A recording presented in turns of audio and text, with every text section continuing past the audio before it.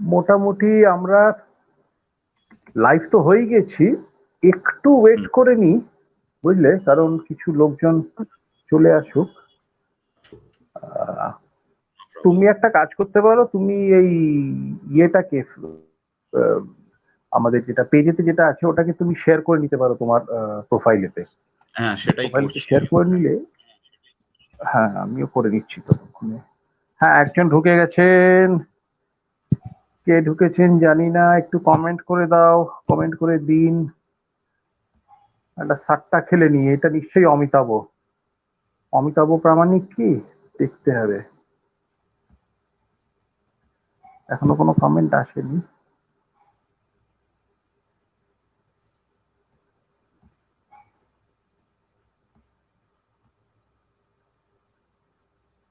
শিপ্রাদি, welcome শিপ্রাদি। আজ বোধহয় first দেখলাম আপনাকে কমেন্ট করতে, আপনি আগেও এসেছেন। শুভ সন্ধ্যা, শুভ সন্ধ্যা। মোটামুটি 4-5 জন এসছে, আরো একটুখানি দেখে নিয়ে, কি বলো রিজু? আর একটু ওয়েট করে নি। দেখে নাও, কোনো অসুবিধা নেই, নো প্রবলেম। তোমার একটা কল ছিল, তুমি কলটাও করে নিতে পারো ইফ ইউ ফিল লাইক। না, ঠিক আছে, কল আসতেই থাকবে অ্যাকচুয়ালি, নট অ্যান ইস্যু। তোমার কল আসছে, আসলে আসুক, নিয়ে নিও, ইয়ে করো না, অসুবিধা নেই। ফেসবুক থেকে নিলাম, হ্যাঁ।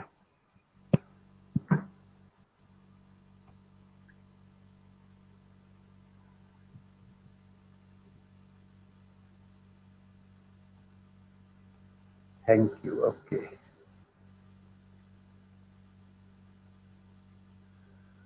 তো এটা প্রচুর শেয়ার হয়েছে।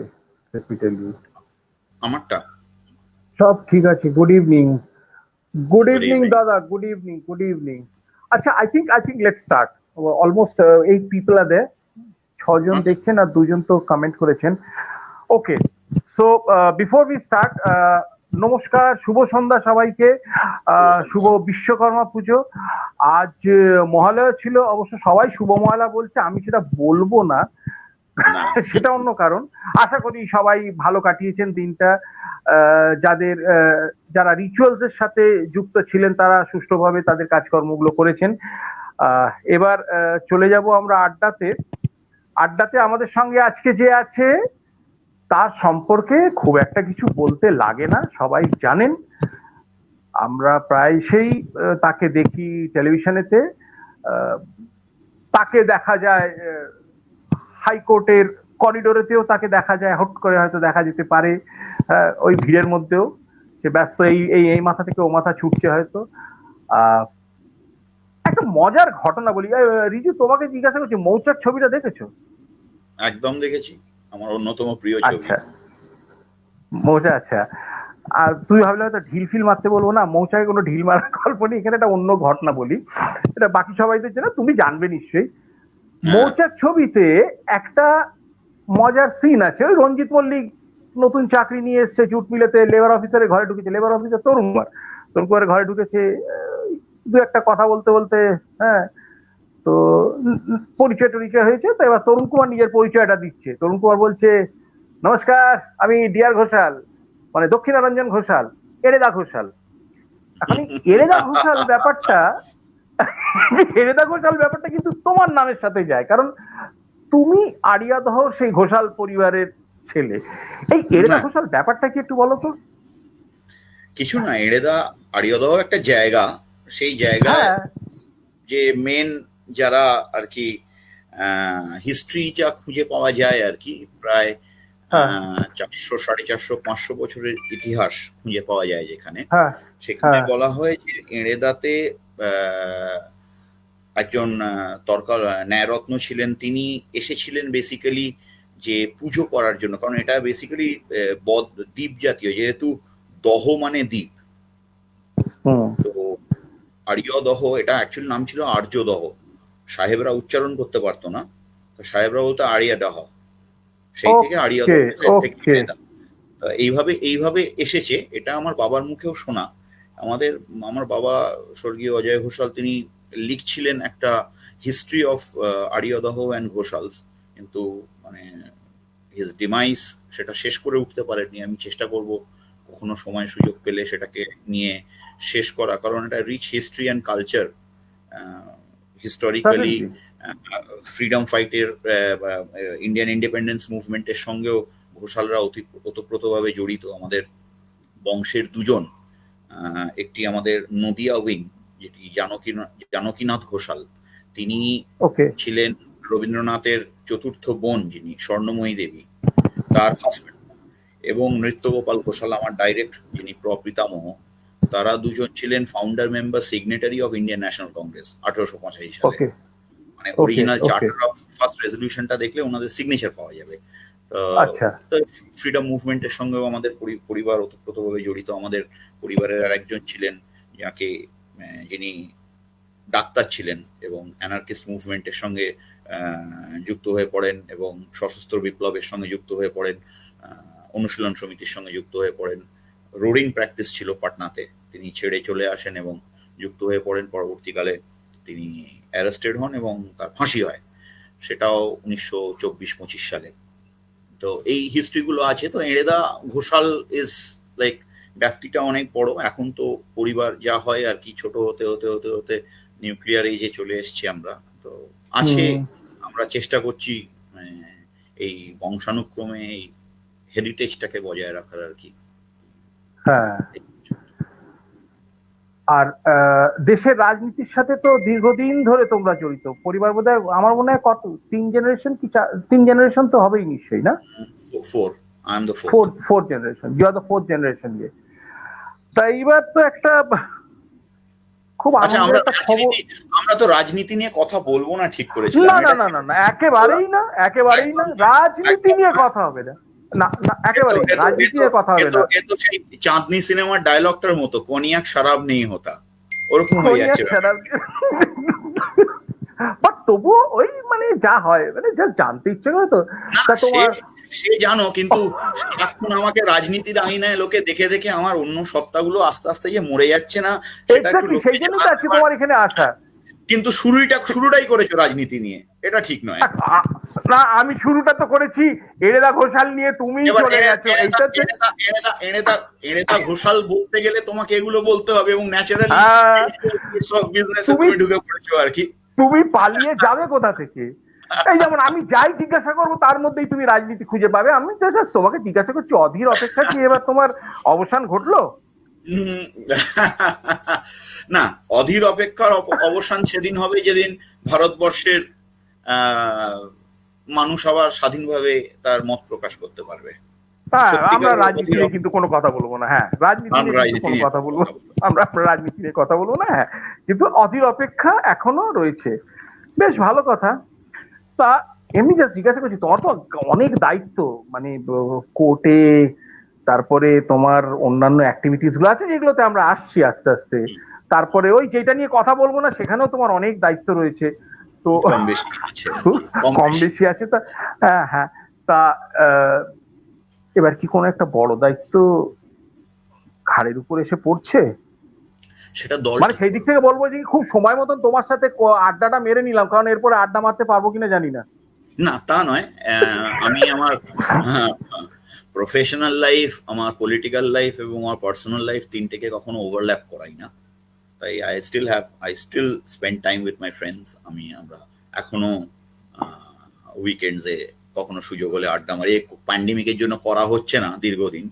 এখনো আমি আমার পাড়ার ক্লাবে গিয়ে ক্যারামটা খেলি, এখনো সুযোগ পেলে যাই আর কি। আমার হাওড়াতে আমি যেখানে থাকি সেখানেও মোটামুটি একটা আড্ডা জোন তৈরি হয়েছে, একটা চায়ের দোকান কেন্দ্রিক আড্ডা জোন, সেখানে আমি যাই।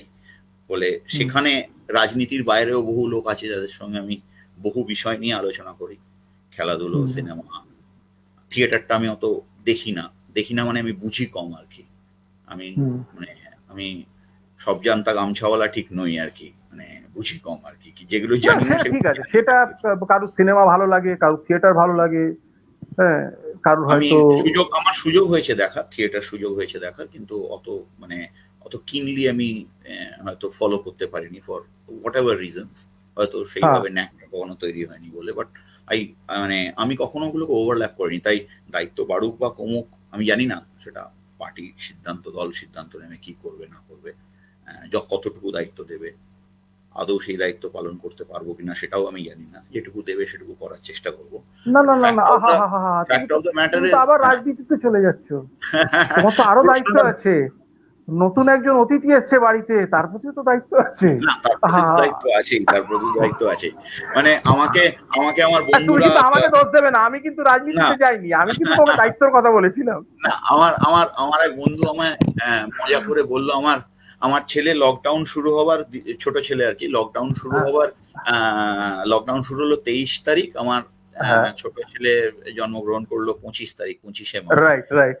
আহ, আমার এক আমার এক বন্ধু আমাকে মেসেজ করলো আর কি, করে বললো তুই এখন অফিসিয়ালি বাংলার ব্র্যাড পিট হলি। আমি বললাম কেন? বলে ব্র্যাড পিট 44-এ বাবা হয়েছিল, তুই আবার 44-এ বাবা হয়েছিস, তাই অফিসিয়ালি বাংলার ব্র্যাড পিট হলি। মানে যাক, অ্যাটলিস্ট ব্র্যাড পিট খুশি হবে কিনা জানি না, আমি ভীষণ খুশি হয়েছি কথাটা শুনে। হ্যাঁ, এরকম আর কম্প্যারিজনটাতে, কি, হ্যাঁ। কম্প্যারিজনটাতে। না সেই জন্য আমি সেটাই বলছিলাম যে দায়িত্ব তো নানান রকম আছে না, যাই হোক, রাজনীতি নিয়ে আমরা কোনো কথা বলবো না। তুমি তো আজকে একটা ওয়াকি টি শার্ট পরেছো, একটু দেখাবে টি শার্টটা? আমি না হালকা হালকা দেখতে পাচ্ছি একটা হাম ও বলে আচ্ছা একটা কি আছে। আচ্ছা আচ্ছা, ওকে, একটু উঠতে হবে তার জন্য। এই যে হাম, হাম ক্যা মাঙ্গে, এ তুমি জানো ভাই তুমি কি চাইবে। আমি কি চাই। হ্যাঁ, আমিও জানি আমি কি চাই। হ্যাঁ, কিন্তু যেহেতু তুমি এটা মেসেজটা দিচ্ছ, এখন তোমাকে জিজ্ঞাসা করবো, হ্যাঁ ভাই বলিয়ে আপ আপকো ক্যা চাইয়ে, ক্যা মাংতে হ্যাঁ আপ। চাই তো অনেক কিছু, মানে চাওয়া পাওয়া কি হ্যাঁ মানুষের শেষ আছে? চাওয়া পাওয়া অনেক কিছু, কিন্তু আহ, বলা মুশকিল আর কি। মানে আহ, কি চাই? উম, সত্যি চাই প্যান্ডেমিকটা চলে যাক, হ্যাঁ, সিরিয়াসলি চাই। মানুষ আবার স্বাভাবিকভাবে বাঁচতে পারুক, আবার আড্ডা হোক, পাড়ার মোড়ে গুলতানি হোক, চায়ের এই দোকানগুলো একটু বন্ধ। একটু একটু একটু একটু মেসেজটা দেখবে একটু, দেখো তো মেসেজটা। কে? সৌরভ দা লিখেছে অলরাউন্ড এবিলিটি। না, অলরাউন্ড এবিলিটি কিনা জানি না আমি। অলরাউন্ড অলরাউন্ড এবিলিটি আছে কিনা জানি না। আমি মনে করি আমি যেটা করি চেষ্টা করি সেটা নিষ্ঠার সঙ্গে করার, এই পর্যন্ত। মানে ভালো মন্দ, এই দেখো ফোন আসছে, হ্যাঁ আমি ফোন হ্যাঁ, বন্ধই করলাম। Sure sure sure. না, আমি বন্ধ করলাম, তার কারণ হচ্ছে এই ফোনটা এখন ধরলে আমার এই তোমার শোয়ের 0.5 ঘন্টা চলে যাবে এই ফোনটার পেছনে। কারণ আমি নম্বর দেখলে বুঝতে পারি কে কে কতক্ষণ কথা বলবে। আচ্ছা এখন আচ্ছা আচ্ছা সেই আচ্ছা, কারণে আমি থ্যাংক ইউ ধরলাম না, থ্যাংক ইউ। ইচ্ছে করেই ধরলাম না। তো না কিন্তু এটা কিন্তু ঠিক কথা, অলরাউন্ড এবিলিটি কিন্তু ইয়েস তোমার আছে, এবং তোমার কতটা আছে সেটা তো আমরা আস্তে আস্তে জানতে পারবো। আচ্ছা, রাজর্ষি দত্ত, রিজু আজ থেকে 20 বছর আগে যা ছিল আজ সেই রকমই আছে। This is a complement and yes I must say, but matured enough in all square. এটা রাজর্ষি দত্ত আহ, লিখেছে। রাজর্ষি আমার রাজর্ষি আমার কলেজের সহপাঠী, খুব ভালো বন্ধু। ও ভালো ভালো ভালো লিখবে, সেটাই স্বাভাবিক। আমরা একসাথে পড়াশুনো করেছি। Rajarshi is a very very competent judicial officer right now, very very competent হ্যাঁ, ম্যান। দীর্ঘদিনের বন্ধু আমরা। আচ্ছা, এবার তোমাকে বলি একটা জিনিস, তুমি তো ওই যে ওয়াকি টি শার্টটা পরে এসছো ঠিক আছে, কিন্তু তোমার ফেভারিট ড্রেস কোনটা? মানে আমি চয়েসটা দিচ্ছি তোমাকে, সাদা জামা সাদা প্যান্ট তার উপরে কালো কোট, নাকি সাদা কুর্তা সাদা পায়জামা আর একটা ওয়েস্ট কোট তার উপরে, কোনটা তোমার? আমরা কিন্তু রাজনীতি নিয়ে কথা বলছি। আহ, দুটো দুটোর কোনোটাই অ্যাকচুয়ালি নয়। কারণ সাদা জামা সাদা প্যান্ট কালো কোটটা আমাকে প্রফেশনালি পড়তে হয়, সেটা রাইট। পেটের দায়ে পড়তেই হয়, উপায় কিছু নেই। কিন্তু আমাকে যদি চয়েস দেওয়া হয়, সব সময় একটা ডিস্ট্রেস জিন্স, ডেনিম, হুম। সাদা শার্ট বা টি শার্ট, পায়ে ফ্লিপ ফ্লপ, সব সময়। এটা আমার স্ট্যান্ডার্ড ড্রেস আর কি। মানে সারা ভারতবর্ষ এই পোশাকে আমায় দেখে ফেলেছে মোটামুটি। আর যদি কখনো অনুষ্ঠান বাড়ি হয়, সেটা যে কোনো ধরনের অনুষ্ঠান বাড়ি, সব সময় ধুতি পাঞ্জাবি। মানে আমি ভীষণ ভালোবাসি ধুতি পরতে আর কি। মানে তাই তো। চান্স পেলে তুমি ধুতি পরি। তুমি বলার আগে তোমার ফ্রেন্ডসরা, I believe your friend Rajneel Mukhopadhyay বলো, রাজনীল আমার থেকে রিজুদা জুনিয়র উইল আমার। গো ফর, রিজুদা উইল গো ফর ধুতি। তো তুমি বলার আগে ওখানে পেয়ে গেলাম। স্যার রিজুদা will go for dhoti and panjabi, next ইয়েটাতে বলেছে অ্যান্ড পাঞ্জাবি। তো আচ্ছা, কিন্তু তুমি একটা কথা, তুমি কিন্তু বললে পেটের দায় পড়তে হয় সাদা প্যান্ট সাদা জামা কালো কোট, কিন্তু তুমি ওইটা সম্পর্কে কিছু বললে না। এবার সাদা পাঞ্জাবি সাদা পায়জামা আর ওয়েস্ট কোট। না, সাদা পাঞ্জাবি সাদা পাজামা ওয়েস্ট কোটটা আমি খুব একটা মানে আমি পরি না যে তা নয়, কিন্তু আমার হুম পছন্দের তালিকার মধ্যে ওপরের দিকে নয়। আমি হুম সবসময় একটু মানে আউট অফ দ্য বক্স পছন্দ করি। হুম আহ, আমার jeans is my all time favourite. মানে আমার ওয়ার্ড্রফে আমি দেখাতে পারবো না, আমাকে ওপরে নিয়ে যেতে হবে তোমাকে, এই শুদ্ধ তুলে আর কি, ল্যাপটপ শুদ্ধ। একটা গোটা ওয়ার্ড্রফে একটা একটা তাকে গোটা 50 বোধহয় জিন্স আছে আমার। মানে আমার জিন্স, আমি চান্স পেলেই জিন্স কিনি আর কি, মানে যখনই সুযোগ পাই। আর আমি ওই অফার গুলোর জন্য ওয়েট করি আর কি, দুটো কিনলে দুটো ফ্রি, লিভাইস এর কিংবা র্যাংলার এর কিংবা পেপের, যেখানে আমি যে তিনটে ব্র্যান্ড বেশ মেনলি পড়ি আর কি। আমার Levi's is one of my favourite brands, most comfortable, মেটেরিয়ালটাও খুব ভালো, লাইকরা থাকার জন্য একটু সফটও হয় মেটেরিয়ালটা। হুম তো হুম আমি হুম মানে আমি আর ওই প্রোমো অফার গুলো যখনই আসে, আমি মোটামুটি 2000 টাকা 2000 টাকা দুটো জিন্স কিনে ফেলে চারটে নিয়ে বাড়ি আসি আর কি, কারণ দুটো কিনলে দুটো ফ্রি অফ, 50% অফ, এরকম হাজার একটা অফার ওদের চলতেই থাকে।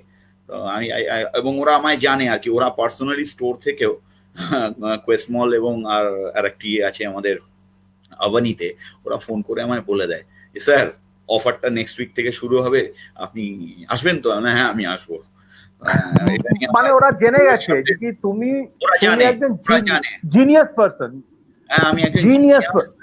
হ্যাঁ, চিনি ইন দ্য অ্যাস কিনা জানি না, বাট ইয়েস আছি আর কি। তো এবার আম, তো আমার এইটা নিয়ে আমার সহধর্মিনীর সঙ্গে আমার একটা প্রচন্ড ঝগড়াঝাঁটিও হয় আর কি। ঝগড়াঝাঁটি না, মানে ঝগড়াঝাঁটি হয় না অ্যাকচুয়ালি, কারণ আমি ঝগড়া করি না, আমি শুধু শুনি। উনি বলেন, আমি শুনি। এটা আমার মনে হয় মোটামুটি সব ভারতীয়দের বোধহয় একই সিচুয়েশন আর কি, ওনারা বলেন আমরা শুনি। এবং উনি মাঝে মাঝে আমায় বলেন যে তুমি এত জিন্স মানে লাইফ টাইম এগুলো পরে উঠতে পারবে? এখনো অন্তত গোটা 25 গাছে, গোটা 25 না গোটা 20 আছে, এখনো ট্যাগও খোলা হয়নি, মানে জাস্ট কিনে এনে রাখা হয়েছে। It has been parked in my wardrobe. তো হুম তো প্রচুর বলে আর কি আমাকে যে এত unnecessary, don't don't by so many denims. তো একটা পরেই 25 দিন ঘুরে বেড়াও, আলটিমেটলি আমাকে চেঁচামেচি করে ওটাকে কাচতে দিতে হয়। তো কিন্তু আমি মানে ওই জিন্সটার ব্যাপারে আমি একটু আর কি খরুচে। আর বাদ ওদিকে বাকি উনি হচ্ছেন বাড়িতে মাই লর্ড। বাড়িতে না, মানে ওটা ওটা তোমার বাড়িতেও মাইলর সুতীর্থদা, মানে তুমি বুকে হাত দিয়ে বলো তোমার বাড়িতে মাইলর নয়। আমি বিশ্বাস করো এই আড্ডায় ঘোষণা করবো যে আমি একমাত্র একজন সাহসী মানুষকে পেয়েছি। দাঁড়া, আমাকে আগে একটু দেখে নিতে হবে কোথায় আছে, তাহলে বলতে পারতাম হয়তো।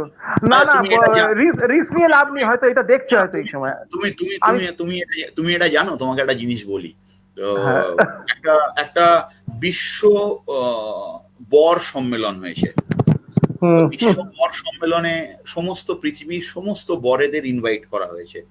হুম সব বরেরা এসছে। হুম বিশ্ব বর সম্মেলনে যিনি সভাপতিত্ব করছেন, তাকে তিনি বললেন যে আমি একটাই প্রশ্ন করব, যে এমন একজন মানুষ এই এন্টায়ার অডিটোরিয়ামে আছে যে তার সহধর্মিণীকে ভয় পায় না, সে উঠে দাঁড়াও। সহধর্মিণীকে ভয় পায়, সে উঠে দাঁড়াও। যারা ভয় পায় তারা উঠে দাঁড়ায়।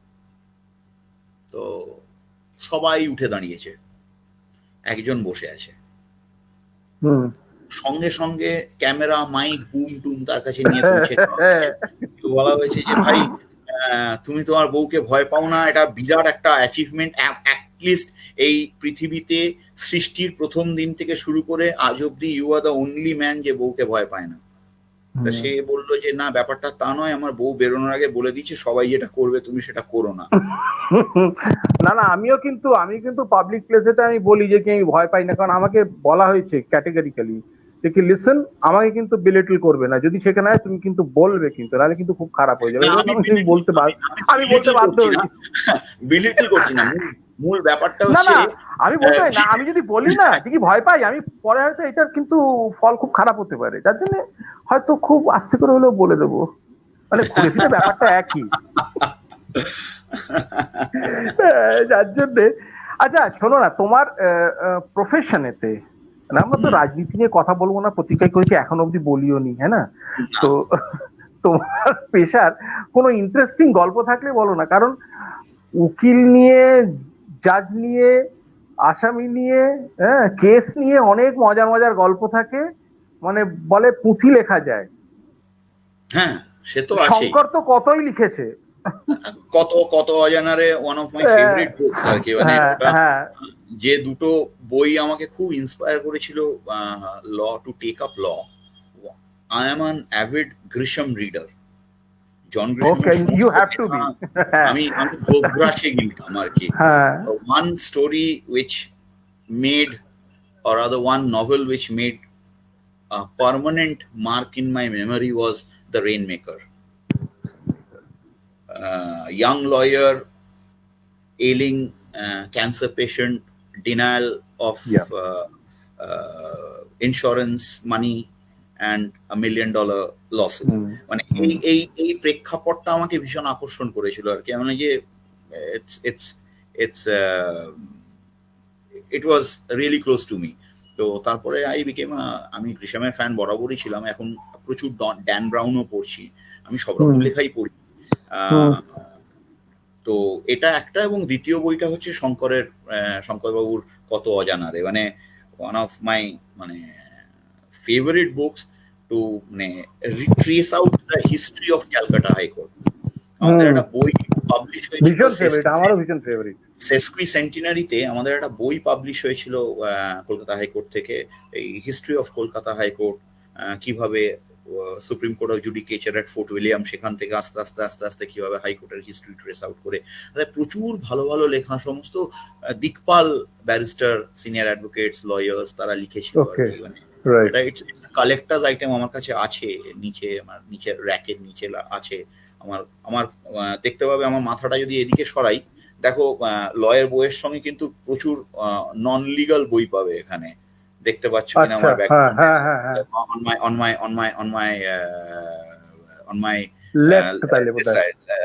on my right side, আমি ক্যামেরাটা দেখাতে পাচ্ছি না, হ্যাঁ, this side দেখতে পাচ্ছি। তো আমি ভীষণ ভালোবাসি আর কি, মানে অফ টাইমে আই লাভ রিডিং আপ, মানে আমার ঠিক মানে সিধু জ্যাঠা, মানে গুগল জ্যাঠা আর কি, ওকে গুগলের নাম দিয়েছি আমি সিধু জ্যাঠা, কারণ কথা শেষ করতে দেয় না। গুগল আর অর্ণবের মধ্যে একটা মিল আছে আর কি, দুজনের কেউই শেষ করতে দেবে না। টাইপ করার সঙ্গে সঙ্গে প্রেডিক্টিভ টেক্সটে একগুচ্ছ দিয়ে দেবে তোমায়। তো আমি একটু ওল্ড স্কুল সেই অর্থে, আমি বইটা কিন্তু গুগল মিসলিড করে না, ওইটাই হচ্ছে তফাৎটা। অ্যাবসলিউটলি না, গুগল মিসলিড করেন না নয়। আমার এক বন্ধু ANNA লিখেছিল, টাইপ করেছিল একবার, সেটা আন্না হাজারে না হয় অ্যানা কুর্নিকোভা এসেছিল। হ্যাঁ, তো এটা হয়েছে হলে তো হবেই। তো আন্না লেখার পরেই সেটা আন্না হাজারে না হয় অ্যানা কুর্নিকোভা হয়ে গেছিল। সে খুব ফ্রাস্ট্রেটেড হয়ে বলছিল, গুগল এত প্রেডিক্টিভ টেক্সটে আগে কুর্নিকোভা ঢুকে পড়ছে, মুশকিল হয়ে যাচ্ছে। আমি একটু আন্না হাজারে সার্চ করছিলাম, উনি কি করছেন খবর নেওয়ার জন্য। তো দিস ইজ আর কি। তো I am more old school that ways, মানে আই লাভ রিডিং। এই আমি যে বলছিলাম না অনেক গল্প আছে, গল্প বলো তোমার। ওই ভদ্রলোক রাজনীল মুখোপাধ্যায় বলছে, ওই ইনজাংশনের গল্পটা বলো তাহলে। কি ইনজাংশনের কি গল্প গো? আমার কাছে এক ভদ্রলোক এসেছিলেন আমার প্রফেশনের এই মাঝামাঝি সময় আর কি, মানে আমার 20-20 বছর হবে এই 2021-এর 18ই জানুয়ারি আমার 20 ইয়ার্স মাইলস্টোনটা আমি টাচ করব প্রফেশনালি। তো এবার সেখানে এবার যেটা হয় আর কি, এক মক্কেল এসছে, সে জিজ্ঞেস করছে যে এরকম একটা মামলা করব। আমি বলি, কিসের মামলা, কি ব্যাপার? বললো, না একটা পজেশনের মামলা আমার। আমি ভালো, পজেশনের মামলা, কোত্থেকে এসছেন? বলে আমি যে একটি জেলার নাম বলেছে। আমি বলছি, আচ্ছা তো করবেন, ঠিক আছে, তো হাইকোর্টে তো হবে না, আপনাকে জেলা কোর্টে মামলা করতে হবে। বলে, সে আমি করবো, কিন্তু আপনাকে আমি নিয়ে যাবো, আমি প্রচুর আপনার যা ফি হয় আমি নিয়ে যাবো। মামলাটা কি বলুন? বললো দেখুন আমার বাড়ির পার্টিশন হয়ে গেছে, আমরা দুই ভাই, সম্পর্ক বিশেষ ভালো নয়, আমাদের পার্টিশন হয়ে গেছে, কিন্তু আমার একটা সমস্যা হয়েছে, সেটা হচ্ছে ওদের বাড়িতে না ওই ডুমুর গাছ আছে। আমি বললাম, তো ডুমুর গাছ আছে তো কি হয়েছে? আছে ডুমুর গাছ। মানে ওই ডুমুর ফল আমার উঠোনে পড়ছে। আমি বললাম, তো কি তাতে সমস্যাটা কোথায়? বলে আমার পোষা বেড়াল আছে, সে ডুমুর ফল খাচ্ছে আর তার নেশা হয়ে যাচ্ছে। মানে হ্যাঁ, তা বললো আমাকে। তা আমি হ্যাঁ, বললাম যে, ও আচ্ছা, তা আপনি বেড়ালটাকে অন্য জায়গায় রাখুন। বলে, আমি কেন রাখবো? আমার বাড়িতে আমার পোষা বেড়াল যেখানে খুশি ঘুরবে। ডুমুর ফল ওই যে চড়াই পাখি নিয়ে এসে আমার উঠোনে কেন ফেলবে? আমি বেড়াল সরাবো না। আমি তো, আপনি চাইছেনটা কি? বললো, প্রথমে বলবো আপনি একটা অর্ডার করে দিন গাছটা কাটার। আমি বললাম, করা যাবে না, প্রথম কথা আমি পারবো না। বললো, তাহলে একটা অল্টারনেটিভ সাজেশন আপনাকে দিই। আমি বললাম, বলুন কি সাজেশন আছে? বলে, ওই পাখিটার উপর কোনো ইনজাংশন রেস্ট্রেন অর্ডার হবে? হ্যাঁ, আমি আমি শুনে কি রিয়াকশন দেবো বুঝতে পারিনি। আমি বললাম যে, আপনি দুর্দান্ত আইডিয়া, কিন্তু আমার এই স্বল্প বুদ্ধিতে হবে না, আপনি একটু সিনিয়র কাউকে কনসাল্ট করুন। তো এরকম ঘটনা ঘটেছে আমার জীবনে, ঘটেনি যে তা নয় আর কি। ও এইটাই বোধহয় আরেকজন কি বলছিল। হ্যাঁ হ্যাঁ হ্যাঁ, ওই তো বলছে ওইটারই কন্টিনিউশন, যেখানে সামথিং পাখির কোনো ফল ফুলেছে নাকি। হ্যাঁ হ্যাঁ, ওইটাই মানে মনে করাবার জন্য লিখে দিল তোমার কি আছে। আরে স্যার, তো এরকম এরকম প্রায় আসে তার মানে এ না, ধরনের প্রায় আসে উদ্ভট না, কেসেস। কিছু একই লোক তো থাকে। বিভিন্ন রকম লোক থাকে। এক ভদ্রলোক এসে আমাকে বলেছিল যে আমার ফোন সিআইএ ট্যাপ করেছে। আমি বললাম যে, আপনি বুঝলেন কি করে? আরে বাবা, বললো যে, আমার মনে হচ্ছে। আমি কি, আপনি কি চাইছেন? বলে, একটা এফআইআর করবো। আমি, কার বিরুদ্ধে? বললো, স্টেট ডিপার্টমেন্টের বিরুদ্ধে। আমি বললাম, আরে আপনি এক কাজ করুন, আপনি আপনার লোকাল থানায় গিয়ে চেষ্টা করুন, যদি জিডিটা নেয়। মানে এরকম একই লোক আছে আর কি। মানে people think that anything and everything can be done, which is possibly not correct. তো কারণ লয়ার হিসেবেও আমাদের অনেক লিমিটেশনস আছে, আইনের মধ্যে থেকে আমাদের অনেক কিছু করতে হয় আর কি। মানে আমি কখনোই বলবো না যে it has a solution to everything. There are other ways of solving problems by sitting across the table, amicably discuss করে অনেক প্রবলেম সর্ট আউট করা যায়, এখানে মামলার প্রয়োজন হয় না। এখন the new age of litigation is more on mediation এখন, and conciliation। হ্যাঁ কারণ হ্যাঁ, সবাই এখন বলছে যে that is the best way forward, এবং ইন্টারন্যাশনালি সারা পৃথিবীতে মিডিয়েশন, কনসিলিয়েশন অনেক বেশি জোর দেওয়া হচ্ছে। কারণ একটা litigation costs a lot of expense, specially hmm, big commercial litigations, war to, মানে বলে না, এই দুটো হাতি যখন লড়াই করে তখন ঘাস থেঁতলে যায় নিচে, বলে সেটাই হয় আর কি। মানে দুটো বড় কর্পোরেশন যখন লড়াই করে in big commercial litigation, bound to happen, এটা হয়ও।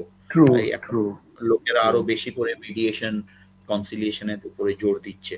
সেদিকে probably the new way forward. We really do not know where we are heading, but probably that is the, at least in commercial litigation, probably that is the only way forward right now, যেটা মনে হয় আমার।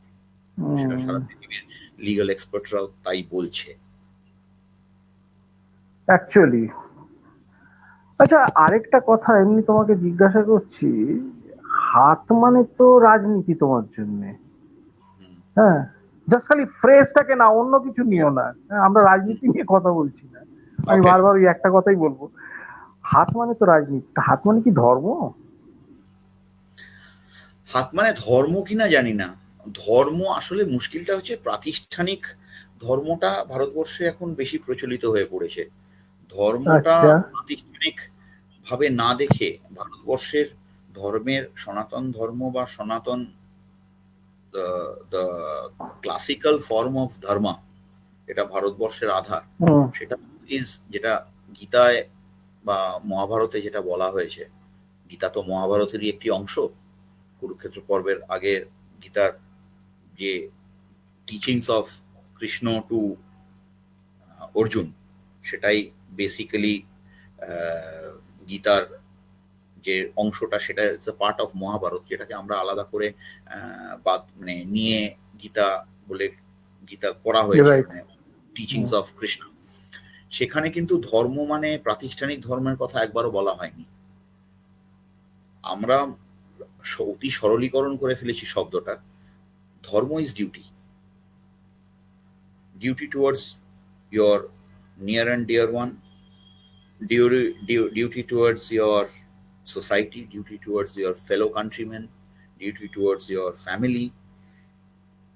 এটাই হচ্ছে ধর্ম। ধর্মব্যাধের যে গল্প আছে, ধর্মব্যাধকে যখন প্রশ্ন করেছিল যে তুমি ধর্ম কথা কি করে বলবে, তুমি তো সারাদিন কসাইয়ের কাজ করছো, মাংস কাটছো, তখন হি সেড দ্যাট এটা আমার ধর্ম, কারণ আমাকে পরিবার প্রতিপালন করার জন্য এটাই আমার কাজ, বংশ পরম্পরা এটাই আমি করে এসেছি। তাই আমার ধর্ম হচ্ছে to take care of my family, that is my duty. তো এই ধর্মের অতি সরলীকরণটা করে ফেলে এখন সর্বনাশ হয়েছে আর কি। ধর্ম ভারতবর্ষের ধর্ম বা dharma as the dharma as it stands, সেটা নিয়ে গ্রেটেস্ট অফ স্কলার্স, প্রচুর রিসার্চ, প্রচুর কিছু হয়েছে, অনেক কিছু হয়েছে, অনেক আলোচনা হয়েছে, অনেক লেখালেখি হয়েছে। ইয়োর ডিউটি, গীতাতেও কিন্তু ধর্মের প্রাতিষ্ঠানিক আঙ্গিক দেখানো হয়নি। গীতাতেও বলা হয়েছে কর্মযোগ তোমায় ধর্ম লাভ করতে সাহায্য করবে। If you do your duty properly, you will achieve moksha or dharma. That is the concept. ব্যাপারটা তোমার কাছ থেকে অনেকটাই জানলাম, থ্যাংক ইউ সো মাচ। কিন্তু ব্যাপারটা হচ্ছে আমি কিন্তু আরো সরল একটা প্রশ্ন করেছিলাম, আমি জানি না সৌরভ এখনো আছেন কিনা, মানে এটা একটা গুগলি ছিল, তোমাকে বলেছিলাম এই আমার হ্যাঁ হাত মানে কি ধর্ম, ওই জন্যই বলেছিল। ওটা কি, ওটা কি? আমি এটা মহামৃত্যুঞ্জয়, আমি একটু আই গেস সো মাচ, কারণ যেভাবে ওইটা প্যাটার্নটা লিখছে আমরা শ্লোক একটা মনে হয়েছিল যে কোন একটা শ্লোক লেখা রয়েছে। কি ওটা? এটা মহামৃত্যুঞ্জয় মন্ত্র আর কি। ওম ত্রম্বকম যজামহে সুগন্ধি পুষ্টিবর্ধনম উর্বারুকমিব বন্দনাম মৃত্যুর মোক্ষামামৃতাৎ। মহামৃত্যুঞ্জয় আরেকটা অ্যাঙ্গেল, রিজুর আরেকটা সাইড, সেটা একটু আগে তুমি যেভাবে এক্সপ্লেন করলে তাতেও বোঝা গেল। ইয়াং রিজু তার থট প্রসেস গুলো ভেরি গুড, এটা তো হলোই। আচ্ছা এইবার তো মহামৃত্যুঞ্জয় জাপ আবার এইদিকে আবার একটা আঁকা রয়েছে, একটা কি ফট করে আমার নজরে পড়লো কি? শিবের দেখতে পাচ্ছ কি, শিবের তৃতীয় নয়ন, ত্রিশূল এবং একটি রুদ্রাক্ষ। তার মানে শিব ভক্ত? আমি ভীষণ শিব ভক্ত, সাংঘাতিক শিব ভক্ত। শিব আর রাম দুটোর মধ্যে তুমি তাহলে শিবকে পিক আপ করবে? না, ওরম ভাবে কিছু নয়। শিব শিবের জায়গায়, রাম রামের জায়গায়। রাম তো বিষ্ণুর অবতার, সপ্তম অবতার, দশাবতারের মধ্যে সপ্তম অবতার হচ্ছে রাম ত্রেতা যুগে। রাম রামের জায়গায় আছেন তিনি, কিন্তু আমি শিব ভক্ত কারণ আমি আসলে আমার একটু মজার ব্যাপার আছে আর কি। আমার ঠাকুর না মদ, মাংস এবং গাঁজা সবগুলোই খান আর কি। শিব ঠাকুর গাঁজা খান এবং মা কালী মদ এবং মাংস না হলে বামাচারী কালীর পুজো হয় না। সন্ধ্যেবেলা রাম রাম করলে মানে কিরকম একটা শরীরটা চনমন করে ওঠে। তাই আমি একটু মানে আমিষভোগী ঈশ্বরের ভক্ত আর কি। মানে আমি কালী পুজো করি, আমাদের পারিবারিক মন্দির হচ্ছে ছিন্নমস্তা রাজারাপ্পায়, আমাদের বংশের রাজা রুদ্রনারায়ণ। ওখানে যারা সেবায়েতরা আছেন তারা সবাই আমাদের বংশের সব আমাদের জ্ঞাতি আর কি। আমাদের কিছু ঘর ব্যানার্জি মুখার্জি আছেন, আমাদের যদি কোনো কালা শৌচ বা শুভ অশৌচ পড়ে তাহলে তারা পুজোটা করেন আর কি। ওখানে আমাদের বহু বছরের মানে আমরা যাই, এখনো যাই। মানে আমি সেই ছিন্নমস্তার কথা বলছি, মানে সত্যজিৎ রায়ের ছিন্নমস্তার অভিশাপ, সেই ছিন্নমস্তা। এটা রাজারাপ্পায় আমাদের প্রতি বছরই কালী পুজো আসছে, আমি যাবো প্রতি বছর। আমি বছরে 2-3 বার করে যাই। এবছর যেতে পারিনি প্যান্ডেমিকের জন্য। আমি লাস্ট ইয়ার কালী পুজোর পরে ডিসেম্বরে গেছি, তারপর আর যেতেই পারিনি আমি মন্দিরে। এছাড়া মন্দির তো খুলেও নি এখনো, কারণ লার্জ গ্যাদারিংস তো এখন গভর্নমেন্ট, তো ঝাড়খণ্ড গভর্নমেন্ট এখন পারমিশন দিচ্ছে না। খবর পেলে আমি নিশ্চয়ই যাব, আমি পুজোটা দিতেই যাব। তা তুমি তো বললে মদ গাঁজা মাংস ইকুয়াল টু একজন, আবার রাম বলতে আবার শরীরটা, এটা আমি যেটা বলছিলাম কিরকম যেন করে। হ্যাঁ, এইবার দুটোর কম্বিনেশনে একটা ব্যাপার যেটা আবার আমার খুব পছন্দ, সেটার বিষয়ে তোমাকে দিতে, শিব আর রাম মিলে শিবরাম। হ্যাঁ, আমি আবার ভীষণ শিবরামের ভক্ত। আমিও ভীষণ। এবং আরেকটা কথা অনেকেই জানেন না, শিবরাম একটা দারুণ বই লিখেছিলেন, বইটা নিশ্চয়ই পড়েছো, তোমার যেরকম পড়া, যা তোমার যেরকম পিছনে কাছে দেখলাম, মস্কো বনাম পন্ডিচেরি, বইটা পড়ো। হ্যাঁ, তো সেই জন্য বললো যে কি আমার আবার শিব রাম দুটোই অবশ্য একসাথে, দুটো আলাদা আলাদা করে না। আমার শিবরাম সমগ্র আছে বাবার লাইব্রেরিতে, কিন্তু আমার সত্যি কথা বলতে কি সব পড়া হয়ে ওঠেনি।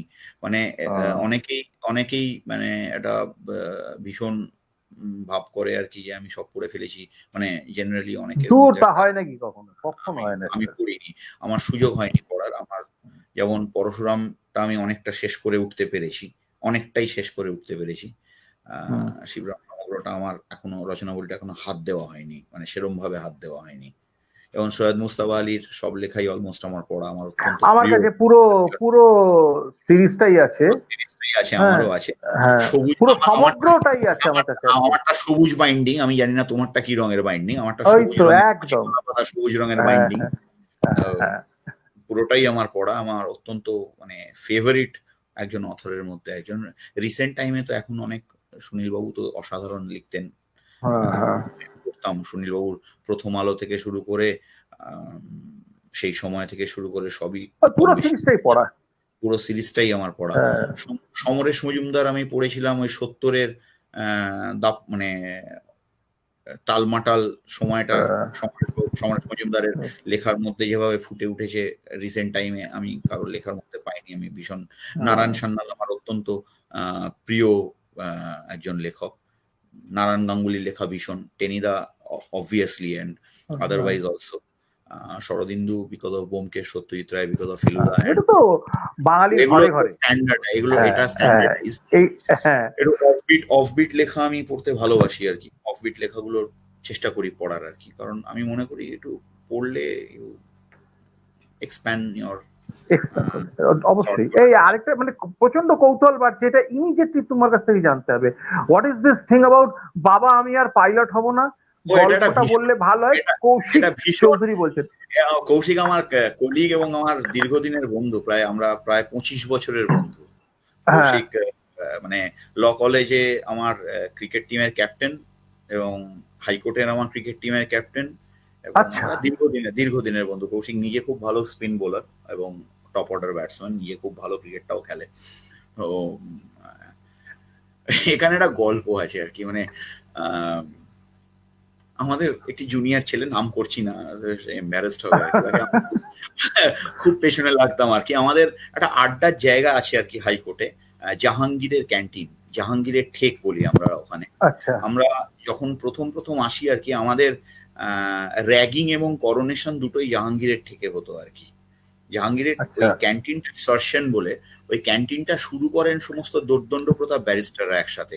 মানে স্নেহাংশু আচার্য, সিদ্ধার্থ আচ্ছা। রায়, শঙ্কর দাস ব্যানার্জি, শঙ্কর ঘোষ, এনারা সবাই একত্রিত, সোমনাথ চ্যাটার্জি, এরা সবাই একত্রিত হয়ে ওটা করেছিলেন। ওটা বেসিক্যালি ব্যারিস্টারদের একটা কফি পাব মতো ছিল আর কি, ক্যাফে মতো ছিল। সেটা এখন আমরা এই জুনিয়ররা দখল নিয়ে নিয়েছি। বহু বছর হলো, প্রায় বছর 40 হলো, জুনিয়ররা আমরা মোটামুটি পুরোপুরি দখল নিয়েছি ওটা। আমরা ওখানে সিগারেট খাওয়া থেকে শুরু করে, ওখানে আড্ডা মারা থেকে শুরু করে, কফি খাওয়া থেকে আমরা আমাদের একটা আড্ডা জোন ওটা আর কি, মানে আড্ডার হুম। ঠেক যেটাকে বলে। সেখানে দল বেঁধে সবাই গল্প করছি। আমাদের এক সিনিয়র দাদা আছেন, কল্লোল বোস। তো কল্লোল দা ওখানে বসে, আমি কল্লোল দা কৌশিক আমরা সবাই বসে আড্ডা মারছি। তো সেই জুনিয়রটি এলো, এসে, এটা আমি বলছি 2003-04-এর কথা আর কি। আমি সদ্য সদ্য বিলেত থেকে ফিরে এসেছি আর কি, এসে প্র্যাকটিস শুরু করেছি। তো এবার হয়েছে কি, এই ছেলেটি এসেছে, এসে বলছে ভালো লাগছে না প্র্যাকটিস, অমুক তমুক ভাবি। আমি বলছি, তুই কতদিন হলো রে বাবা? আমারই তো 3 বছর সবে হলো, তোর কতদিন হলো? বলে, না, আমার যদি আমার আহ, অগাধ পয়সা থাকতো তাহলে হ্যাঁ, আমি হ্যাঁ। পাইলট আমি পাইলট হতাম।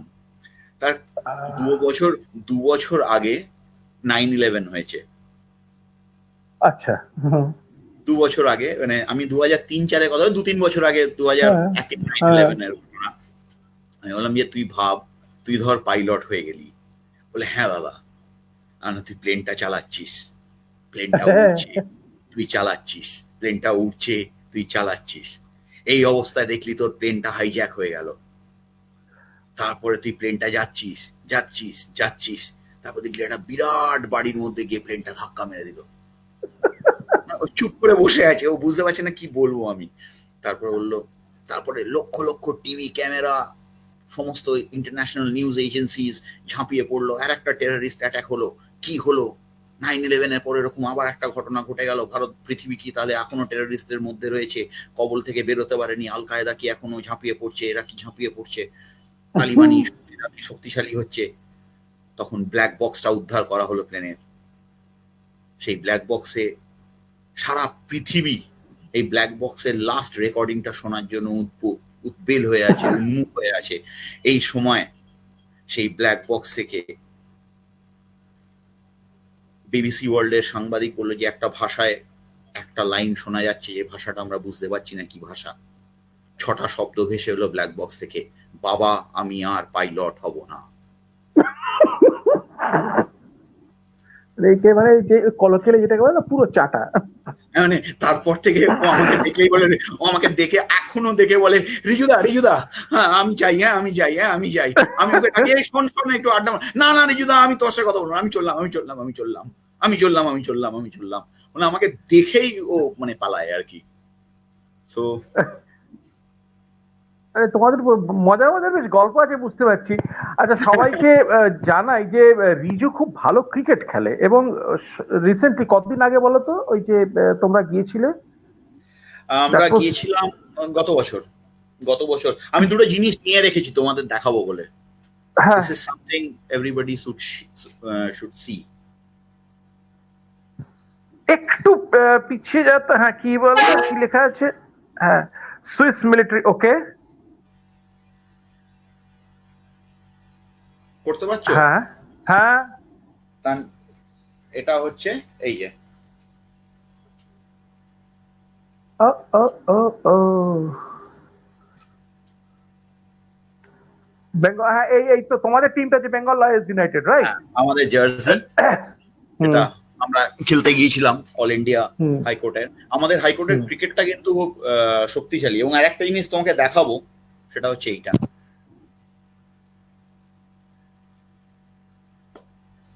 আচ্ছা, কোন অটোগ্রাফ ফটোগ্রাফ হয়েছে না? না না না, অটোগ্রাফ হয়নি। এটা কাস্টম মেড। আমার এক চেলা আছে, আমি আগে সবই এর থেকে কিনতাম, আমাদের দাশগুপ্ত থেকে কিনতাম। সোমনাথ দা তো গত হয়েছেন। এখন ও আমারই একটি পরিচিত ছেলে আছে, সৌম্যজিৎ সিংহ রায় বলে, বাবাই ওর ডাক নাম। তো ও এখন গানানমুরের ও ইন্ডিয়ান এজেন্সির একটা নিয়েছে আর কি। তাই আই গেট অরিজিনাল ইংলিশ ফিলোজ, আমি ওকে বলে দিই, ও আমাকে কাস্টমাইজ করে আনিয়ে দেয় আর কি। আমার এখন 2টি ব্যাট আছে। আচ্ছা আচ্ছা আচ্ছা আচ্ছা আচ্ছা। I was and I still am a fast bowler and a lower order batsman, মানে decent lower order batsman, but my expertise was bowling, fast bowling. Fine, কিন্তু আমার অদ্ভুত লাগছে একটা জিনিস, ওয়াই ক্রিকেট? মানে আমি বলছি না ক্রিকেট মানে খুব ভুল কিছু, বাঙালি মানেই তো ফুটবল, বাঙালি প্রথমে তো ফুটবল খেলতে যায়, তো ফুটবলটা ফুটবল খেলিনি যে তা নয়, কিন্তু আমার ক্রিকেটের প্রতি একটা আকর্ষণ সাংঘাতিক ছিল আর কি, ছোটবেলা থেকে ছিল। দুটো কারণ ছিল, মানে আই গ্রিউ আপ, মানে আমি বোধহয় I grew up seeing Gavaskar, Vivian Richards, Ian Botham, Imran, মানে আমরা সেই জেনারেশনটা, ইমরান, কপিল দেব থেকে, ওই জেনারেশনটা থেকে শুরু করে পরবর্তী জেনারেশনে ওয়াসিম আকরাম। আমি বোলারদের, ফাস্ট বোলারদের নাম বেশি করে করছি because that is my area of interest. আমরা হচ্ছে ওই জেনারেশনটা না, যে চেতন শর্মা 6 খেলো, জাভেদ মিয়াঁদাদ মানলো অস্ট্রেলেশিয়া কাপে 86 সালের ফাইনাল, এপ্রিল মাসের বিকেল, মনে আছে বাবা? মানে আমি আছাড়ি পিছাড়ি করে কেঁদেছিলাম। আর চেতন শর্মাটাকে যখন যদি পেতাম তখন আমি মেরেই ফেলতাম, মানে ভীষণ রেগে গেছিলাম। খুব ইন্টারেস্টিং একটা জিনিস মনে আছে, ঠিক তার পরের দিন আমুলের, এখনো বেরোয়, আমুলের অ্যাডস গুলো বেরোতো না, খুব সুন্দর পান করে করে ওরা করতো। এখনো বেরোয়, ইনফ্যাক্ট এখনো বেরোয়, খুব কম বেরোয় আজকাল। এখন পেপারে বেরোয় না, হোর্ডিংস ওরা করে, তাও রিজন ওয়াইজ, মানে ডিপেন্ড করে। অ্যাডভার্টাইজিংটাই এখন অন্যরকম হয়ে গেছে। যাই হোক, আমুলের কিন্তু একটা বুক আছে, কিন্তু ওরা একটা বুক রিলিজ করছে যে মানে সমস্ত ওদের এই বিজ্ঞাপন, সিলভেস্টার ডাকুনা ডাকুনা অ্যাডভার্টাইজিং ওরা করতো। বিজ্ঞাপনটা আমার মনে আছে, পরের দিন পেপারে বেরোলো কি জানো তো, মিয়াকে দাদ সে চেতন শর্মা গায়ে। I still remember. মানে কেউ ভুলবে না এই ঘটনাটা। মানে কে বলার আর কে ব্যাটসম্যান সেটা মানে কেউ ভুলবে না, যে কে যেন ছিল, কার বলে কে মেরেছিল, ওটা হওয়ার কোনো কারণ নেই, মানে এত সুন্দর। I still remember. কারণ হম। আর অনিল কুম্বলের তোমার সবকটা উইকেট নেওয়া, সেটাও 10 একটা, উইকেট, 10 উইকেট নেওয়া। 10 for হ্যাঁ। 74 মনে আছে আমার। তো ফুটবল তুমি খেলেছো? ফুটবল খেলেছি, পাড়ায় প্রচুর ফুটবল খেলেছি। ফুটবল খেলে আমি মেনলি ডিফেন্সের প্লেয়ার ছিলাম। আমি আমি উইং ব্যাক খেলতাম। আমি বাঁ পায়ের প্লেয়ার ছিলাম, উইং ব্যাক খেলতাম, ডিফেন্সিভ রোলে ছিলাম। কিন্তু ফুটবলটা আমাকে কখনোই সেরকম আকর্ষণ করেনি। খেলতাম প্রচুর, প্রচুর খেলতাম। মানে আমাদের যেহেতু পাড়ার ক্লাব যেটি আড়িয়াদহ মিলনী, তার শতবর্ষ গেল, শেষ হলো কত বছর। ওটিও মিলনী আমাদের পাড়ার ওই ক্লাবটির ইতিহাস আছে। ওটা অনুশীলন সমিতির, ইনফ্যাক্ট যুগান্তরের ছিল, একটা শাখা আচ্ছা। সংগঠন ছিল। ওকে। ব্রতচারী হতো এবং টার্গেট প্র্যাকটিস করা হতো ওইখানে, প্রি ইন্ডিপেন্ডেন্স ইন্ডিয়ার সময়, যখন মানে আর্মড রেভলিউশন যখন ব্রিটিশদের রাইট বিরুদ্ধে রাইট। ওই ক্লাবে আমি শুনেছি, আমার সিনিয়রদের মুখে শুনেছি। বিপিন পাল তো আসতেন, বিপিন গাঙ্গুলি আসতেন, শুনেছি চন্দ্রশেখর আজাদও নাকি এসেছিলেন যখন একদম শুরুর দিকে এসেছিলেন, 1920-21 সালে ক্লাব যখন শুরু হয়। তো এই ক্লাবের একদম একদম গঙ্গার পাড়ে ক্লাব আমার, মানে আমাদের ক্লাবের নিজস্ব আচ্ছা। গঙ্গার ঘাট আছে। তা আমরা ওই বর্ষাকালে ফুটবল খেলে সারা গায়ে কাদা মেখে গঙ্গায় যেতাম, গঙ্গায় চানটা করে বাড়ি ঢুকতাম বিকেলবেলা, জার্সিটা কাঁধে দিয়ে, হাফ প্যান্টটা পরে, সারা গা দিয়ে টপ টপ টপ টপ করে জল পড়ছে, ওইভাবে আসতাম। চেনা এসে ছবি। বাড়িতে এসে গাটা মুছতাম, মুছে সন্ধ্যাবেলা 100টা অঙ্ক ঠিক করলে তবে বুধবারে চিত্রহাট দেখার পারমিশন ছিল। বাংলার চেনা ছবি, এই যেটা তুমি বাংলার বললে না, ছিল। একদম চেনা ছবি। আচ্ছা, আহ, এইবার তো ওই ব্যাপারটাতে আসতে লাগে, সবই তো হলো তোমার রাজনীতি নিয়ে কথা না বললেও বলতে হলো, আমরা আলোচনা করলাম, তোমার পেশা নিয়েও কথাবার্তা হলো। একটা জিনিস বাদ পড়ে যাচ্ছে এবং এখানে রিকোয়েস্টও আছে, সেটা হচ্ছে তোমার গান বাজনার ব্যাপারটা, যেটা অনেকেই জানে না। হ্যাঁ, কারণ আমি আমি খুব একটা জানি, আমি খুব ভালো করেই জানি, অন্যগুলো যদি নাও জেনে থাকি ওইটা আমি জানি।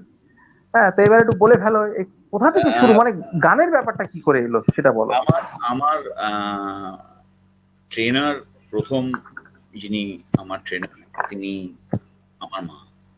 আমার মা নিজের ক্লাসিক্যাল ব্যাকগ্রাউন্ডের, এবং আমার মা আচ্ছা দীর্ঘদিন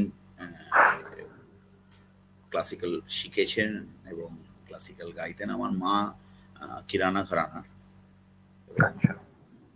মা ভীষণ ভালো গাইতেন। আমার ইনিশিয়াল ট্রেনিংটা ওনার কাছে হয়, তারপরে আমি একজনের কাছে যাই, সেখানে কিছুকাল আমি তালিম নিই, এবং পরবর্তীকালে আমি একটু মানে ডিভিয়েট করে খানিকটা classical, Hindustani classical is always very close to my heart, কিন্তু এক্সপেরিমেন্টাল, ছাত্রাবস্থায় এক্সপেরিমেন্টাল কাজ একটু করার ইচ্ছেতে আমি বাউল, সুফি, সহজিয়া এই অনারটার প্রতি আকর্ষিত হয়ে পড়ি, খুব ভীষণ আকর্ষণ হয়। ফলে ওইখানে একটু ফিউশন ওরিয়েন্টেড কাজকর্ম অল্প অল্প অল্প করে করার আহ, চেষ্টা করেছিলাম এক সময়। হ্যাঁ। আমি একটু আখড়া টাকড়াও করেছি এক সময় গিয়ে আরে ক্যা বাঁকুড়া। বাত। তো আচ্ছা। ছাত্রাবস্থায় তখন তখন রোম্যান্টিসিজমটা হ্যাঁ, অন্যরকম এগুলো তো ছিল, তাই হয়, হ্যাঁ, অ্যাকচুয়ালি মিউজিকের তাই। রোম্যান্টিসিজমটা অন্যরকম ছিল। তো আমি ঝুমুরে গিয়ে ঝুমুর আখড়াও করেছি, আমি সুফি আখড়াও করেছি, আমি বাউল আখড়াও করেছি। আমি তিনটেতেই আমার করার সুযোগ হয়েছে আর কি। তিনটে ডিফারেন্ট টেরিটরি অফ মিউজিক। ঝুমুর তো আদিবাসী এবং পুরুলিয়া, বাঁকুড়ার ওই এখন যেটাকে জঙ্গলমহল বলে, ওই ওই অঞ্চলের হ্যাঁ। Main music. আর বাউলটা তো across the terrain of Bengal. আর সুফিটা সেখান থেকে একটা আহ, লালনের একটা অফশুট তৈরি হয়ে, হাসন রাজা and লালনের একটা অফশুট তৈরি হয়ে সুফিজম এর যে কালচার, যে কনসেপ্ট। তো আমি খুব সমৃদ্ধ হয়েছে। আমি এমন সব মানুষকে দেখেছি খুব কাছ থেকে, যারা তাদের দেখেছি আর কি, মানে খেতে পাচ্ছে না, সেরকম খাবার দাবার নেই, একটা ছোট্ট একটা পর্ণকুটিরে রয়েছে, কিন্তু যখন দোতারাটা নিয়ে গানটা শুরু করলো, মানে ইটস ম্যাজিক, ইটস ম্যাজিক্যাল। মানে আমি রাতের পর রাত বসে রেকর্ড করেছি, শুনেছি, নিজে প্র্যাকটিস করেছি, গাওয়ার চেষ্টা করেছি, ফিউশন করেছি। তাদেরকে রিকোয়েস্ট করেছিলাম এক সময় যে আপনারা এসে আপনারা রেকর্ডিং করছেন না কেন? বললো আমরা, কে নিয়ে যাবে আমাদের এখানে এত দূর থেকে, আমরা কি যাব? যেমন করে টেনে টেনে কথা বলা, সেই বাঁকুড়া বীরভূমের ডায়ালেক্টে। তো আমি আমি খুব ডিপলি মুভড ছিলাম আর কি। আর Hindustani classical, I am very deeply rooted that ways. আমি হিন্দুস্তানি ক্লাসিক্যালের ভীষণ ভীষণ ভক্ত, সাংঘাতিক সাংঘাতিক ভক্ত আমি। তো এইভাবেই তৈরি হয়েছে। আমি গানটা এখনো চেষ্টা করি গাওয়ার, বন্ধু বান্ধবের মধ্যে। হাইকোর্টের অনুষ্ঠানে, 15ই আগস্টের অনুষ্ঠানে আমরা একটা স্ক্রিপ্ট করেছিলাম, রাজনীল সাক্ষী সেই স্ক্রিপ্টের। কারণ Rajneel himself is a very very very very good guitar player. Is one of my, recent টাইমে আমার দেখা one of my very fabulous guitar players I have seen recently. তো প্রচুর রিকোয়েস্ট আছে, কিন্তু প্রচুর রিকোয়েস্ট আছে গান শোনাবার। সে দেখতে পাচ্ছি রাজনীল আবার মহারাজ ও একই সাজে গাইতে বলছে আমায়। হ্যাঁ, তো মহারাজ ও হ্যাঁ। একই সাজে গেয়েছি এর আগে অ্যাকচুয়ালি। আমি জানি না কে বললো, রাজনীল বললো না কে বললো, একটা বাউল শোনাতে বলেছিল। আমি ওইটা ওই কমেন্টটা পাচ্ছি না, ওইটা চলে গেছে, স্ক্রোল করে দেখতে পেলাম না। বাট তোমার যেটা ভালো লাগে এইটাতে ঠিক আছে, তুমি যেটাতে কমফোর্টেবল ফিল করবে, we definitely would want to comfortable more listen. Or less, সব রকম গানেই কমফোর্টেবল। পুরো গাইবো না, হয়তো একটু একটু করে 2-3 রকম জিনিস শোনাতে পারি আর কি। বাহ, তাহলে তো আরো ভালো। হ্যাঁ, চলো। মেডলি তো করা যেতে পারে একটা। হ্যাঁ, হ্যাঁ, কারণ মেডলি একটা করো। একটা একটা একটা গোটা গানের থেকে একটা ছোট ছোট করে একটু মেডলি করার। Absolutely perfect, perfect. যেমন যখন শুরু করব তখন একটা ছোট্ট ক্লাসিক্যাল আঙ্গিকেরই জিনিস করি। আমার অত্যন্ত প্রিয় গান এটা। যারা, আমি ভীষণ সিনেমা দেখতে ভালোবাসি, by the way I am an extremely huge movie buff. তো এটা একটি সিনেমার গান, বাজিরাও মাস্তানি বলে, সবাই দেখেছে, everybody has seen. Arijit Singh আমাদের মুর্শিদাবাদেরই ছেলে, অসম্ভব ইন্টারন্যাশনাল স্টার এখন। তো ওর প্রিয়, মানে ভীষণ ভালো গেয়েছে গানটা। গানটা আমার দীর্ঘদিন আমার কলার টিউন হিসেবে ছিল। গানটা হচ্ছে আয়াত। আরে হ্যাঁ, চলো।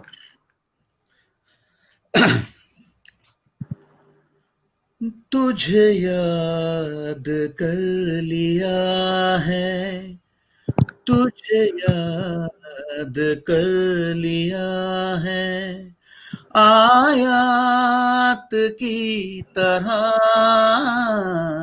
कायम तू हो गई है, कायम तू हो गई है, रिवायात की तरह मरने तलक रहेगी, मरने तलक रहेगी, तुझे याद कर लिया है। এটা একটা মেডলি যদি করা যায়, যেমন সিমিলার, এটা তো একদম অন্য ঘরানার গান। আর যেমন ধরো আমার অত্যন্ত প্রিয় গান এইটা, ইন্দুবালা গো, আমার ভীষণ প্রিয় গান।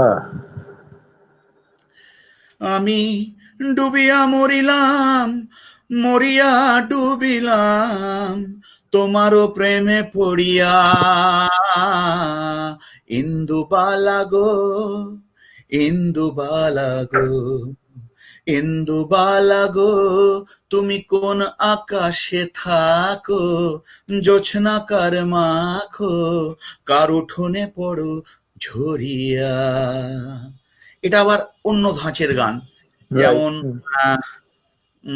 আমার খুব এরও বিভিন্ন রকম, যেমন এ বলছিল রাজনীল, রাজনীল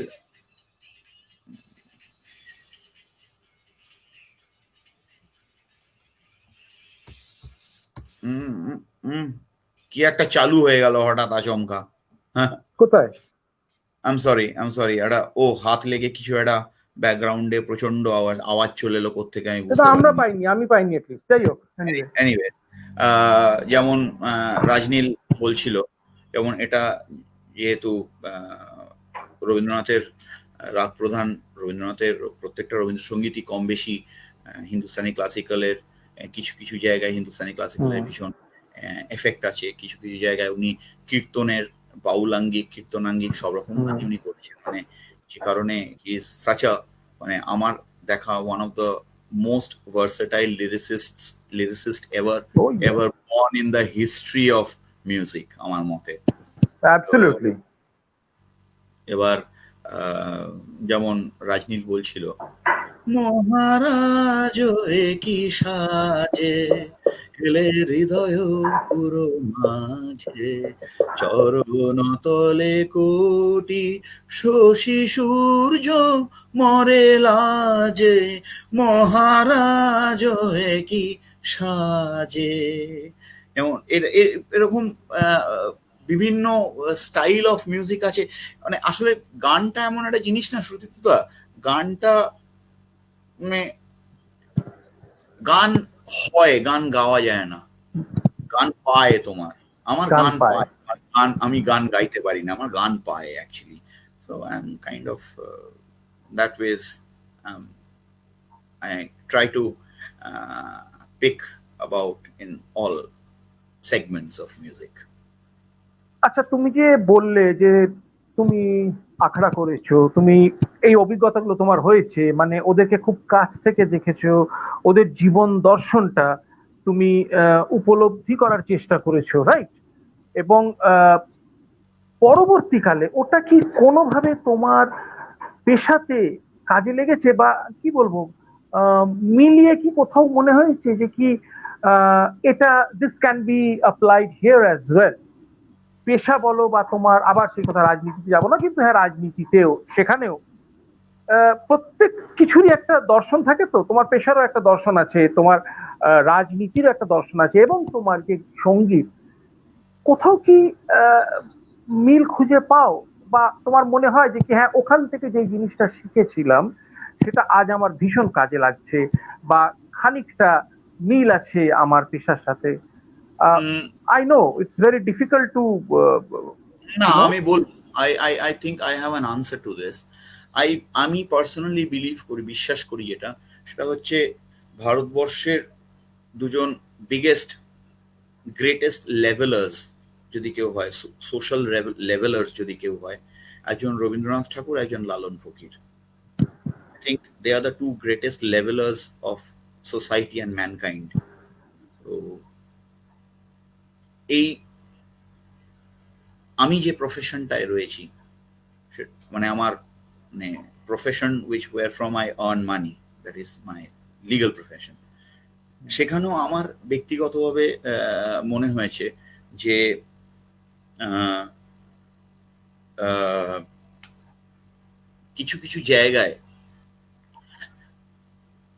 এই মনের দরজাটা যদি খুলে রাখা যায়, তাহলে I believe you can see things in a more transparent manner. I think to observe things in a transparent manner is very very important. না, সেখানে কি তুমি শিকল পরাবে পায়, সেটাই হচ্ছে কথাটা। আমার খাঁচার আমি দরজা শিকল, খুলে রাখছো, আমি আসছে যাচ্ছে আসছে যাচ্ছে, কিন্তু আমি তোমার আমি কন্ট্রোলে থাকছে অন্যভাবে। আমি শিকল পরানোর পক্ষপাতী কোনোদিনই নয়, কিন্তু আমি মনে করি এনি ফর্ম অফ লাইফ, আমি art is our form of life আমি মনে করি। Any form of life should be should be free and open. মুক্ত মনা মানুষের কথা আমরা বহু বলি, তো আমরা বলি আমরা ভীষণ মুক্ত মনা মানুষ, আমরা ভীষণ ওপেন মাইন্ডেড, আমরা একটা ভীষণ খোলামেলা একটা পরিধির মধ্যে থাকতে পছন্দ করি আমরা, অলওয়েজ সে দিস। কিন্তু আমার আমার মতে এটা জীবন ধারণের ক্ষেত্রে অত্যন্ত জরুরি। কারণ if you are not susceptible and open to things, you won't be able to appreciate things. এটা আমি ভীষণভাবে মনে করি। আমি খুব ওই মানে ওই শিকল দিয়ে বেঁধে রাখবো ওটার পক্ষপাতী আমি কোনোদিনই নই। আমি মনে করি যে এই পৃথিবীতে অনেক কিছু উপভোগ করার আছে, অনেক কিছু জানার আছে, এবং প্রত্যেকটি মানুষ তার বিভিন্ন পদ্ধতিগতভাবে সেগুলো জানবে। তার পদ্ধতি এবং আমার পদ্ধতি এক না হতে পারে, কিন্তু তার পদ্ধতিকে অসম্মান করার কোনো অধিকার আমার নেই, এবং আমিও আমার পদ্ধতিকে তাকে অসম্মান করতে দেব না। We coexist and we learn. তাই music is something which can which can break barriers. মানে আমি কালকে অনেকদিন পরে 2-3 জন বন্ধু বান্ধবের সঙ্গে একটু আড্ডা মারছিলাম, বাড়িতে এসেছিল তারা অনেকদিন পরে। এই কোভিডের পরিস্থিতির মধ্যেও we managed to spend some time, we managed to do some music. Saurabh Muni, one of my very, is an international star, Baul folk star, আমার খুব ভালো আসার কথা ছিল, কাল আসতে পারেনি। ও আমফানের পর থেকেই হিঙ্গলগঞ্জে ওর পৈতৃক বাড়িতে আছে, কাজকর্ম করছে, ওখানে প্রচুর সোশ্যাল ওয়ার্ক করছে, আর আরো 3 জন এসেছিল। তো আমরা আলোচনা করছিলাম, আমি র্যান্ডামলি আমরা গান শুনছিলাম, গাইছিলাম। 800 বছরের পুরনো গান, দামাদম মস্ত কালান্দার, 800 বছর, 800 ইয়ার্স। সেটার অরিজিনাল যখন তৈরি হয় তখন ভারত, পাকিস্তান, বাংলাদেশের অস্তিত্ব ছিল না।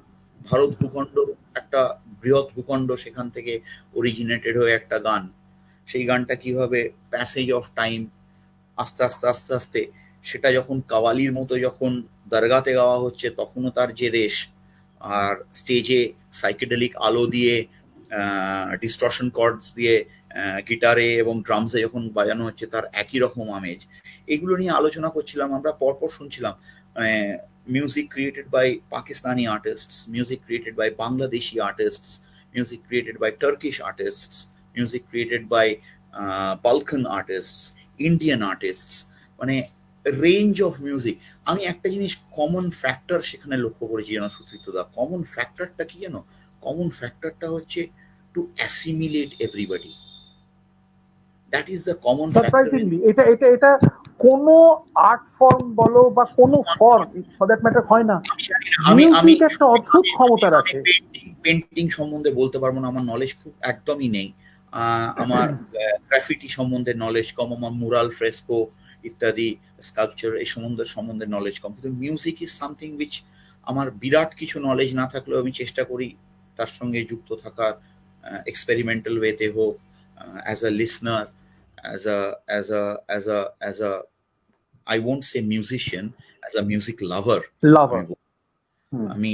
I won't say I'm a musician, I'm a music lover, and I try to love music in my own way of creating music. So I won't say I create music, because you have to be exceptionally good to create music. I try to redefine it in my own little way. আমি এভাবে বলবো কথাটা। তো এই অ্যাসপেক্টটা আমি অন্য ফর্মগুলোতে জানি না, কারণ আমি অত হয়তো একদমই তাই, পেন্টিং এ হয়তো আছে, হয়তো সালভাদর দালির পেন্টিং বা ফ্রিডা কালোর পেন্টিং কিংবা আমাদের বিকাশ ভট্টাচার্যর painting also speaks million things, million ways, কিংবা অমৃতা শেরগিলের painting speaks a million things in a million way. কিন্তু আমার জানা নেই, because I have very very little or no knowledge about painting, fine arts. কিন্তু আমার এই পারফর্মিং আর্টসে আমি মনে হয় ইটস আ মানে ব্যারিয়ার ব্রেকার, ইট কানেক্টস। ব্যারিয়ার ব্রেকার তো বটেই, কারণ বোধহয় বিশ্বের একমাত্র আর্ট ফর্ম যেটা কিন্তু ভীষণ রকম ভাবে মানে মাস টু ক্লাস সবাইকে অদ্ভুত ভাবে অ্যাপিল করে, মানে যে কোনো ফর্মের গানই হোক না কেন। মানে what I mean to say, একটা ক্লাসিক্যাল রেন্ডিশন সেটা হতে পারে যে কি বিশেষ কিছু লোকজন হয়তো শোনে, কিন্তু দ্যাট ডাজন্ট মিন যে কি একটা সাধারণ লোক সেটা দাঁড়িয়ে শুনবে না বা শুনতে চাইবে না। সে এরকম আছে, বুধ হয়ে বসে হয়তো সেটাও শুনবে। একটা ছোট্ট ঘটনা বলি, তুমি তো বললে যে কি মিউজিকের একটা, আমি আমি একটা জিনিস মনে করি, আমি ডোভারল্যান্ড মিউজিক কনফারেন্সে যতটা আনন্দ করে শুনবো, আমি একটা আখড়ায় বসে ঠিক ততটাই আনন্দ করে শুনবো। হ্যাঁ, আই থিঙ্ক একেবারেই দ্যাট তাই, is that is the thing, that is the thing I think. একেবারেই তাই। আহ, আর অত দূরও যেতে হবে না, যে তুমি বলছো international different form of music এক জায়গায় যখন কংগ্লোমেরেট করছে, ওর সাথে ভাবের আদান প্রদান হচ্ছে, অদ্ভুত ভাবে মিল হচ্ছে, তাও কেন? একটা ছোট্ট উদাহরণ দিচ্ছি, পালকির গান, মানে যাতে মানে এটা সাধারণ মানুষ, পালকির গান যখন সলিল চৌধুরী সুর করছেন, ঠিক সেই সময়, অলমোস্ট সেই সময় সমসাময়িক ওই গান হিসেবে ধরা হচ্ছে ভূপেন হাজারিকার দোলা। দেখো, একই একই ধরনের কথা, একই ধরনের বক্তব্য, হ্যাঁ, এবং দুটো গানই একটা মানুষকে অ্যাপিল করছে। এটা তো আমি একটা খুব সিম্পল একটা উদাহরণ দিলাম, কিন্তু এরকম আমরা নানান ভাবেই দেখি, মানে এক্সচেঞ্জ অফ ইউনো থটস আমরা চিরদিন দেখে এসেছি। আমরা রবীন্দ্রসঙ্গীতের মধ্যে কিছু দেখেছি, আবার ওয়েস্টার্ন অনেক মিউজিকেতে দেখেছি, যেখানে এখান থেকে ওখান থেকে ইন্সপায়ার্ড হয়ে গান বাজনা হচ্ছে, সেখান থেকে চার্ন আউট করছে একটা ফর্ম অফ মিউজিক, যেটা আবার বিশ্বের সবার কাছে ছড়িয়ে যাচ্ছে। মিউজিক একটা অদ্ভুত জায়গা। আর আমাদের একটা বসার ব্যাপার ছিল, আছে এখনো ডিউ, যাই হোক নানান কারণে হয়ে ওঠেনি এই কোভিড নিয়ে। রিজু হাওড়াতে থাকে, আরিয়াদতে তো তাদের নিজেদের বাড়ি, কিন্তু রিজু হাওড়াতে থাকে, এবং ইনসিডেন্টলি আমার একটা হাওড়াতে একটা জায়গা আছে, মাঝে মধ্যে আমরা ওইখানে যাই, তো কথা হয়ে আছে রিজুর সাথে যে একদিন ওখানে গান বাজনা হবে। সেটা কবে হবে জানি না, কারণ সরি মিস করে গেলাম। কেন বলছিলাম যে কি, ওই যে আমাদের যে একটা কথা হয়েছিল যে কি, আমাদের লং ডিউ, হ্যাঁ আমাদের একটা লং ডিউ আড্ডা আছে আর কি, তোমার সাঁতরাগাছির বিলের দিকে তাকিয়ে বসে উদাত্ত গলায় গান গাওয়া, ব্যালকানিতে বসে, হ্যাঁ সেটা আমার ঝিলের ধারের ব্যালকানিতে বসে গান বাজনা হবে। যাই হোক, সেটা তো এখন এই লকডাউনের জন্য কবে হবে জানি না, কিন্তু হবে, সেটা ঠিক কথা। তো নানান রকম ঘটনা ঘটে গেল, জানো তুমি এর মধ্যে। We are also through some turmoil anyway, ব্যাপার। যাই হোক, আমরা প্রায় শেষ করে এনেছি শোটা, ইচ্ছে তো করছে না। হ্যাঁ, একটা হঠাৎ সবকিছু তো একটা শেষ আছে, শেষ হলেই আবার শুরুর একটা ব্যবস্থা হয়। আচ্ছা, এক মিনিট দেখিনি কতগুলো question. I am sure sir you can sing as you are submitting, but in the court can you submit like a song? My god, that's very complicated question. এটা কি ব্যাপারটা আমি ধরতে পারিনি, কিন্তু দাঁড়া একটু দেখে নিই। বিপ্লব খুব ভালো বন্ধু আমার। Can you submit like a song, এটা একটা জিনিস আমি বলি। আমি আমার সুযোগ হয়েছে দুজন মানুষের সঙ্গে। এক মিনিট, একটা নেমন্তন্ন অলরেডি করে দিই। রাজনীল বলেছে হলে আমিও যোগদান দেব। হ্যাঁ, তো অবশ্যই এটা নিয়ে কোনো বলার কিছু নেই। অবশ্যই বানানটা একটু ঠিক করে নাও, একটু গোলমাল আছে, ওই প্রথমটা একটু দেখে নিও যদি সম্ভব হয়, তুমি যে বক্তব্যটা রেখেছো। ওইটাই বিড়ম্বনা, মানে বাংলা ইংরেজিতে লিখতে গেলে একটু সমস্যা হয়। যাই হোক, একদম নেমন্তন্ন রইল রাজনীল, তুমিও আসবে। আচ্ছা হ্যাঁ, বলো তুমি কি বলছিলে, সরি মাঝখানে ইন্টারাপ্ট করলাম। আমার জীবনে, আমি বিপ্লব বাবুর প্রশ্নটার উত্তর দেব। আমার জীবনে কম বেশি বহু মানুষের সঙ্গে মামলা করার সুযোগ হয়েছে, সঙ্গেও হয়েছে, বিপক্ষেও হয়েছে।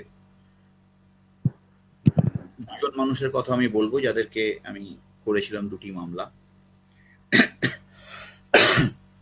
মানে একজনের সঙ্গে একটি মামলা করেছিলাম, একজনের সঙ্গে আমি অসংখ্য মামলা করেছি এবং আমাকে অত্যন্ত স্নেহ করতেন। প্রথম জনের নাম স্বর্গীয় সিদ্ধার্থ শঙ্কর রায়। আমি একটি মামলা ওনার সঙ্গে করেছিলাম, খুব টকড অ্যাবাউট মামলা ছিল, মহালক্ষ্মী কটন মিল বলে, খুব টকড অ্যাবাউট মামলা, প্রচুর অনেক দিন ধরে হয়েছিল এবং মোটামুটি সবাই কম বেশি ওই মামলাটা কম বেশি। মহালক্ষ্মী কটন মিল মানে পলতা ব্যারাকপুরের? হ্যাঁ হ্যাঁ হ্যাঁ হ্যাঁ, আমার বাবা ওখানে চাকরি করতেন, বহু আমরা বছর, এখানে দীর্ঘদিন কাটিয়েছি। বহু একটা কমন লিংক পেয়ে গেলাম। হ্যাঁ, বহু বছরের ধরে মামলাটা হয়েছে আর কি, বিআইএফআর অনেক কিছু হয়েছিল। আমি অ্যাপিয়ার করতাম, অর্থাৎ 6th or 7th জুনিয়র হিসেবে আমি অ্যাপিয়ার করতাম। মানে আমি মুগ্ধ হয়ে শুনতাম। এই বিপ্লব বাবু বলছেন না যে can you submit like a song, মানে সিদ্ধার্থ রায় যখন সাবমিশন করতেন, it was like a poetry, it was like a song.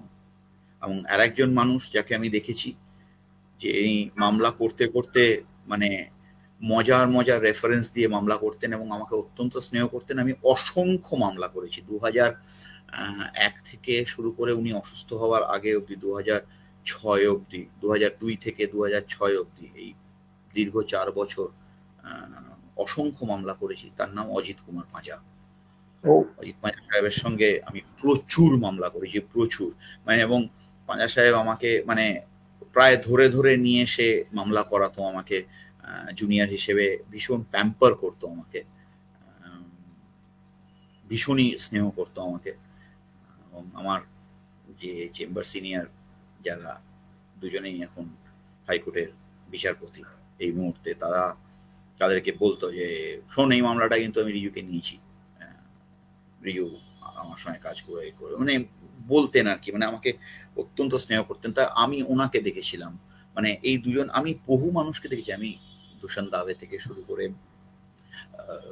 Kapil Sibal থেকে শুরু করে আমি জেটলি সাহেবকে দেখেছি বিড়লা লোধার মামলা করতে এসে কলকাতায়, তখন 2005-06 বিড়লা অ্যান্ড লোধার ওই টকড অ্যাবাউট উইলের মামলা দেখেছি। আমি আমি প্রশান্ত ভূষণকে দেখেছি। আমি প্রশান্ত ভূষণের বিপক্ষে মামলা করেছিলাম দিল্লি হাইকোর্টে, জাস্টিস হিমা কোহলির কোর্টে। অভিষেক সিংভির সঙ্গে মামলা করেছি, বিপক্ষেও করেছি, একসঙ্গেও করেছি। শান্তিভূষণকে দেখেছি বিড়লা মামলা করতে, মামলা করার সুযোগ হয়নি, কিন্তু আমি নিজের পরিচয় দিয়ে বলেছিলাম, এবং একদম early stage of my profession আমি সুপ্রিম কোর্টে গেছি। আমি আমার সঙ্গে আলাপ হয়েছিল, আমি ইন্ট্রোডিউস করেছিলাম নিজেকে, উনি কার্ড দিয়েছিলেন ওনার। আমি কলকাতায় এসে কি করবো ফোন না করে আমি ভয়ে ভয়ে একটা চিঠি লিখেছিলাম ওনাকে, এবং মজার ব্যাপার ছিল উনি চিঠিটা রিপ্লাই দিয়েছিলেন। এবং পরে যখন অনেক বছর পরে যখন উনি কলকাতায় মামলা করতে আসেন, বিড়লা লোধার ক্রিমিনাল একটা মামলা, উল্টো দিকে জেঠমালানি সাহেব এসেছিলেন। জেঠমালানি সাহেব আবার আমার যিনি সহধর্মিনী, তার সঙ্গে জেঠমালানি সাহেবের অত্যন্ত হৃদ্যতা ছিল। জেঠমালানি সাহেব অত্যন্ত স্নেহ করতেন আমার স্ত্রীকে। আমার স্ত্রী যখন সিম্বায়সিস ল কলেজে অধ্যাপনা করতেন, তখন প্রচুর সিম্পোজিয়াম জেঠমালানি সাহেবকে নিয়ে উনি আমার সহধর্মিনী অর্গানাইজ করেছে। আমাকে উনি, the best part is why these great people are so humble, মানে why knowledge is so important. আমাকে তার 4-5 বছর আগে উনি দেখেছিলেন last, and he did not remember my name, but he remembered my surname. বিশাল। হ্যাঁ, যখন পিএন সেনার কোর্ট থেকে উনি বেরিয়ে গ্রাউন্ড ফ্লোরে, তখন আমাদের কোর্টরুম ছিল আর কি 27, 28, 29, 24, 25, 26, 27 চারটে কোর্টরুম ছিল। এখন তো ওই বিল্ডিং পুরনো হয়েছে বলে ওই কোর্টরুমগুলোকে বন্ধ করে অন্যদিকে ট্রান্সফার করা হয়েছে, ওগুলো এখন বন্ধ আছে ওই কোর্টরুমগুলো। তখন পিএন সেনা নিচে বসছিলেন, ক্রিমিনাল রিভিশনাল অ্যাপ্লিকেশনের শুনানি হচ্ছিল আলিপুর কোর্টের একটি অর্ডার থেকে। শান্তিভূষণ আর্গিউ করছিলেন, উল্টো দিকে জেঠমালানি সাহেব আর্গিউ করছিলেন। শান্তিভূষণ সাহেব বেরিয়ে এসছেন, আমি ওখানে দাঁড়িয়ে আমি আর্গুমেন্ট শুনতেই গিয়েছিলাম। আমি এখনো সুযোগ পেলে, এত বছর প্র্যাকটিস হয়ে যাওয়া সত্ত্বেও আমি সুযোগ পেলে শুনতে যাই। তো আমি গেছি, আমাকে মামলা হয়ে যাওয়ার পর বেরিয়ে আমাকে চিনতে পেরে যায়, Ghoshal, how are you? I am good sir. Long time we haven't met for a long time. You don't come to Delhi nowadays. I mean, I do come, but you are busy, sir.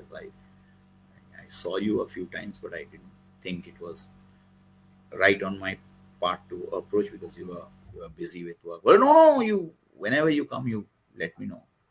মানে এই মানে education and knowledge makes you humble. এই এখান থেকে বিপ্লব যেটা বলছিলেন না, মানে I have seen this people when they submit, it actually feels like a song. তো একটা সূত্র পেয়েও গেলাম।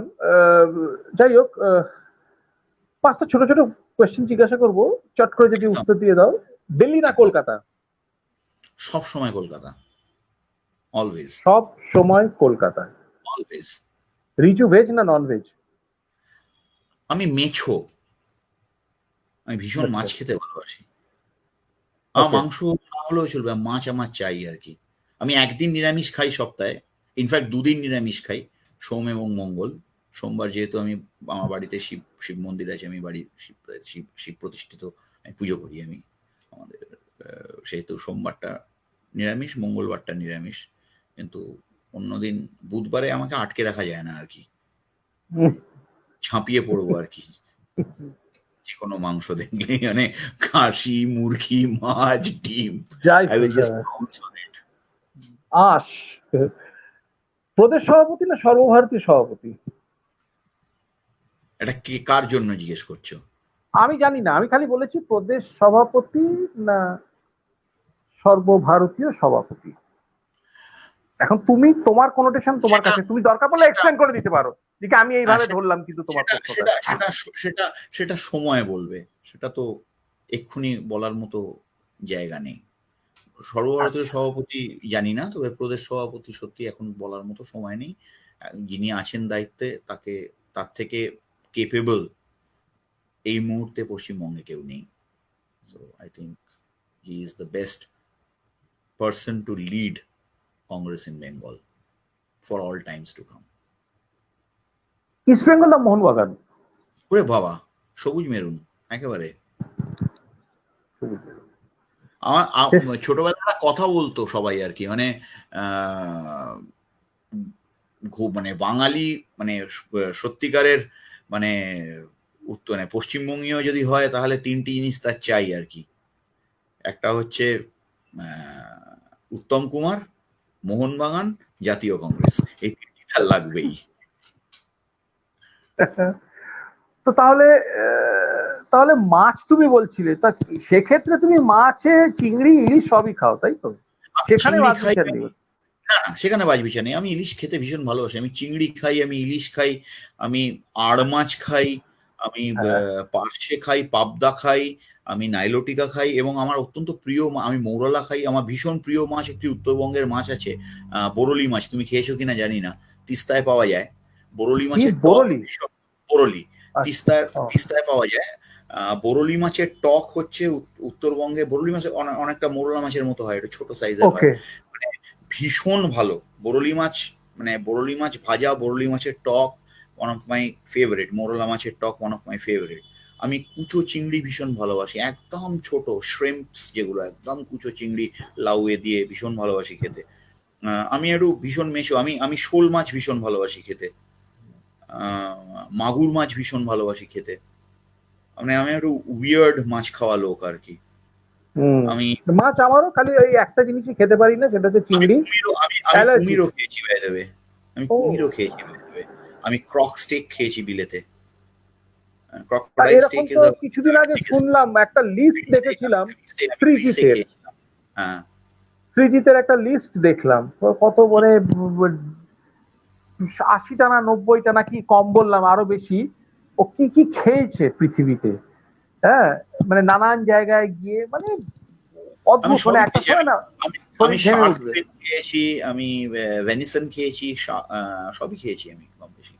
অনেকটা শার্ক এরকমই, ফিন। কিন্তু ও আবার খাতায় লিখে পরপর পরপর এইটা খেয়েছি, এইটা খেয়েছি, এইটা খেয়েছি, এইটা খেয়েছি, ও এরকম আচ্ছা, করে একটা আমার লিস্ট। না, আমার সেরকম ডায়েরি নেই। আমার মোটামুটি আমার মেমোরিটা এখনো বিট্রে করেনি আমার সঙ্গে, জানি না কবে কবে থেকে করা শুরু করবে।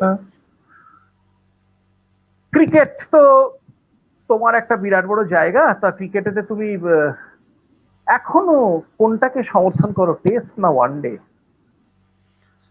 আমি ভীষণ চিরাচরিত লোক আর কি। সাদা জামা পরে, চারটে স্লিপ, দুটো গালি নিয়ে সকালবেলা, মানে ক্যা বাত! মেঘলা আকাশে ফাস্ট বোলার বল করবে, ব্যাটসম্যান নেগোশিয়েট করবে, এর থেকে সুন্দর দৃশ্য হতে পারে না। কি সুন্দর দৃশ্য আমি হতে রং পারে। চঙের পোশাকের ক্রিকেটকে অশ্রদ্ধা করছি না, কিন্তু আমার কাছে মানে কুইন্টিসেন্সিয়াল ক্রিকেট মানে হচ্ছে প্লে থ্রু দ্য ডে। প্রথম ঘন্টাটা দেখে খেলো, প্লে ইন দ্য ভি, তারপরে একটু হাত খোলো, একটু বলটা পুরনো হলে স্পিনাররা আসবে। সো আই থিঙ্ক আমার ক্রিকেটের সংজ্ঞাটা, ক্রিকেটীয় সংজ্ঞাটা ওরকমই, কারণ আমি ওই তাহলে ক্রিকেটটা পাওয়ার দেখি। পাওয়ার প্লেটার তোমার কাছে কোনো মানে রাখে না? অফকোর্স মানে রাখেন, নতুন ফরম্যাটে, নতুন নতুন ফরম্যাটের ফরম্যাটে, সেই তো। Definitely power play is a very. আমরা যে খেলতে গেছিলাম, আমরা তো T20 ফরম্যাটই হ্যাঁ, খেলতে গিয়ে, সেই ফরম্যাটেই তো খেললে। সেই ফরম্যাটে পরিস্থিতির সঙ্গে মানিয়ে নিতে হয়, এবং নতুন ফরম্যাটে সবাই অভ্যস্ত হয়ে পড়ে।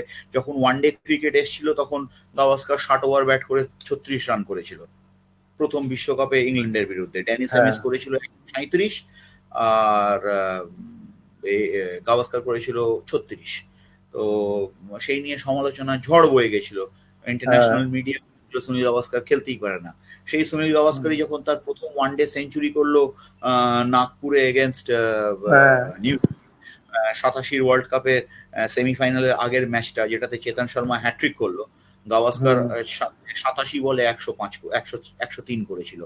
আমার মনে আছে আমার, সেই গাভাস্কারই অ্যাক্রস দ্য লাইন এরম করে টেনে টেনে, এরম ভাবে টেনে টেনে 6 মারছিল। তো সবাই বলেছিল যে what is wrong with this man. তো আমি আমার যেমন আমি ভিভিয়ান রিচার্ডসের ভীষণ ভক্ত। একটা মজার গল্প আছে, ইংল্যান্ডের খুব বিখ্যাত নাম করা ফাস্ট বোলার সেই সময় ছিলেন গ্রেগ থমাস। ভীষণ ফাস্ট, ভীষণ ভীষণ ব্রিস্কি, হাই আর্ম অ্যাকশন, খুব সুন্দর অ্যাকশন ছিল ওর। বেশি দিন খেলতে পারেনি চোটাঘাতের জন্য, খুব বেশি খেলতে পারেনি, গোটা 6 হয়তো টেস্ট ম্যাচ খেলেছেন। একটা কাউন্টির ম্যাচ চলছে তখন, ভিভিয়ান রিচার্ডস নর্থহ্যাম্পশায়ারে খেলে, আর গ্রেগ থমাস তখন ল্যাঙ্কাশায়ারে খেলে। খেলা চলছে, খুব সম্ভবত শেফিল্ড শিল্ডের একটি খেলা। তো প্রথম বলটা, ফার্স্ট উইকেটটা পড়ে গেছে, ব্যাট করতে নেমেছে, ওয়ান ডাউন নেমেছেন sir Vivian Richards. Greg Thomas bowl করেছে, বলটা সুইং করে বাইরের দিকে চলে গেছে, ও খেলতে গেছে, বিট হয়েছে। তখন গ্রেগ থমাস এগিয়ে গিয়ে বলেছে যে it's a cricket ball, it's red in colour and it's সুইংিং আউটওয়েজ বলে ফিরে গেছে। সেকেন্ড বলটা আবার বিট করেছে, পরেরটা ভেতরে নিয়ে এসছে বলটাকে। হি ট্রাই টু প্লে, হুমড়ি খেয়ে পড়ে গেছে। হ্যাঁ, সমারসেটে খেলতো, রাইট, কারেক্ট, শান্তনুদা কারেকশন করেছে, সমারসেটে খেলতো, right right, thank you for correcting me. তো হুমড়ি খেয়ে পড়েছে, ভেতরে বলটা ভেতর দিকে এসছে। তখন আবার বলেছে it's a cricket ball, it's red in color, it's going inside you, and it has a seam, and it moves with the seam বলে চলে গেছে। থার্ড বলটা করেছে রিচার্ডস ব্যাকফুটে গিয়ে এখান থেকে একটা শর্ট আর্ম কাভারের ওপর দিয়ে পাঞ্চ করেছে, 6 মেরেছে মাঠের বাইরে কোথাও একটা গিয়ে পড়ছে। এবার রিচার্ডস ব্যাটটা ঢুকতে ঢুকতে চুইং গামটা খেতে খেতে বলেছে, this is a cricket bat and that is a red ball which you are calling a cricket ball. It's outside the ground, you can fetch it. Since you know it, you can fetch it.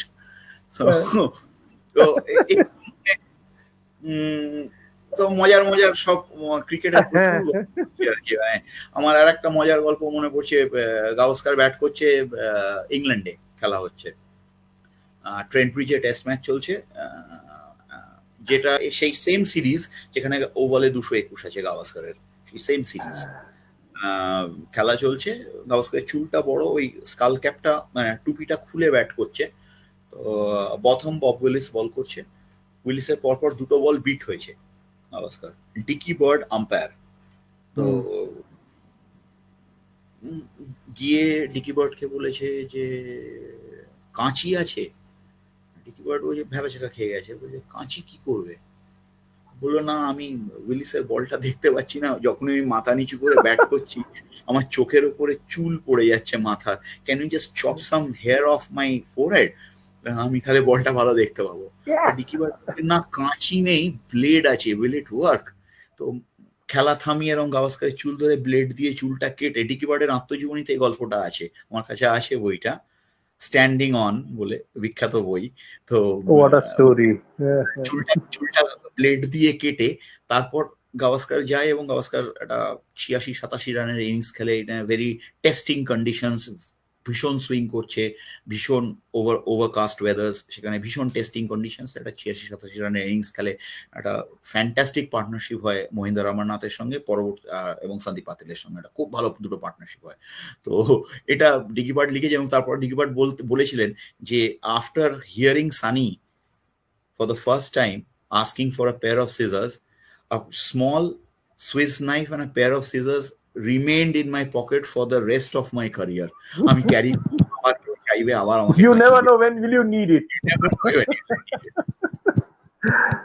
দারুণ। একবার ঘড়ির দিকে দেখো, আমরা আমি তোমাকে কথা দিয়েছিলাম কিন্তু এর নাম হচ্ছে আড্ডা। হ্যাঁ, আমরা ভেবেছিলাম 1 ঘন্টা ঠিক আছে, আমরা একটা আড্ডা দেবো 1 ঘন্টা 24 minute. and for the others, this is what we get today.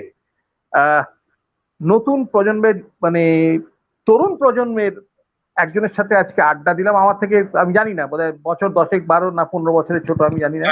বয়স 44 going on 45, so 45। ওকে, তুমি আমার থেকে 12 বছরের ছোট। going on 45, so হ্যাঁ হ্যাঁ। এবং একটা মানুষ সে তার পেশা নিয়ে কথা বললো, তার রাজনীতি নিয়ে কথা বললো, সে খেলা নিয়ে কথা বললো, সে গান নিয়ে কথা বললো, সে জীবন দর্শন নিয়ে কথা বললো। আমার মনে হয় না এরকম আড্ডা এর আগে আমরা দিয়েছি বলে। থ্যাংক ইউ রিজু, একটা দুর্দান্ত একটা সন্ধে কাটলো।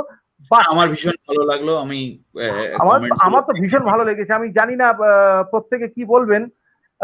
হ্যাঁ, দারুণ মজার গল্প। অমিতাভ প্রামাণিক is a very good friend of mine. He is from Bangalore and he is an avid watcher of this show. এবং তোমাকে বলে রাখছি, নেক্সট উইক অমিতাভ থাকবে। কি সূত্রে থাকবে ওটাই বলছি না, ওটা কিন্তু একটা খুব মজার ব্যাপার। বা পোস্টার দেখে নিতে পারবে, আমি নেক্সট পোস্টটা দেবো। খুব ভালো লেগেছে। এবং দুটো জিনিস তোমাকে প্রমিস করতে হবে। একটা তো হচ্ছে আমাদের ওই সাঁতরাগাছির আড্ডাটা তো রইলো, সেটা তো আমরা সেটেল করে নেবো। আরেকদিন তোমাকে আসতে হবে গান বাজনা নিয়ে, দরকার পড়লে যদি হ্যাঁ তোমার সাঙ্গ পাঙ্গ নিয়ে একদিন সেদিন কিন্তু কোনো রাজনীতি না, কোনো কিছু না, সেদিন রাজনীল আছে কিনা জানি না। তাহলে রাজনীলকে এখনই বলে রাখলাম আমি, তাহলে যেদিন তুমি বলবে will definitely do a informal jamming. Rajnil নিজেও ভালো গায়। I will tell a few of এই তো রাজনীল রয়েছে, দারুণ লাগলো, বলে দিল রাজনীল, বলে দিয়েছে, দারুণ লাগলো। এবং আমরা আরেকদিন বসবো, হ্যাঁ, দেখা যাক কত তাড়াতাড়ি সেটা বসতে পারি। তুমি, আমি বলে দিলাম তো 3 জন, ইজ ইট ওকে? 3 জনে হবে? তোমরা যদি 3 জন আসো সেদিন ফাটিয়ে গান বাজনা, ঠিক আছে? নিশ্চয়ই হবে, নিশ্চয়ই হবে। Thank you for bringing me here. Thank you for bringing me here. It was really pleasure. আমার ভীষণ thank you for joining in this adda. কারণ তুমি ব্যস্ত, এরপরে আরো ব্যস্ত হয়ে যাবে। আমি আড্ডা বাজ, আমরা চাই তুমি ব্যস্ত হও, ব্যস্ত হয়ে পড়ো। আমার বাবা একটা ছোট্ট জিনিস করতো আর কি, সেটা আমাদের একটি পৈতৃক বাগান আছে আর কি আড়িয়াদহে। সেখানে বসন্ত উৎসবের দিন একটা আড্ডার আসর হতো। সেখানে শক্তিপদ রাজগুরু, তারাদাস বন্দ্যোপাধ্যায়, তারাপদ রায়, সবাই, হোসেনুর রহমান সাহেব, সবাই এসছেন। সবাই গান বাজনা আড্ডা ইমপ্রম্পটু, মানে কোনো অর্ডারে ছিল না, এটা হতো আর কি। তা সেই সংস্থাটার নাম আমার বাবা দিয়েছিলেন আড্ডাপীঠ। আড্ডার পীঠস্থান আড্ডাপীঠ। মাই গড, হ্যাঁ, আরিয়াদহ লোকের পক্ষেই সম্ভব সেটা ভাবা নামটা। বাহ, খুব সুন্দর নামটা। তো ওইটা ক্যারি করছো, ওই চলছে আড্ডা থেকে ক্যান্টিন কন্টিনিউ করো? না, চলছে না। তার একটা কারণ হচ্ছে যে যারা আছেন তারা সবাই কম বেশি আর পৃথিবীতে নেই, অসুস্থ অনেকের। হোসেনুর সাহেব তো তা না, নতুন প্রজন্ম তো সেটাই করতে পারে। সেটাকে আড্ডা জোন নাম দিয়ে ফেলেছো তোমরা।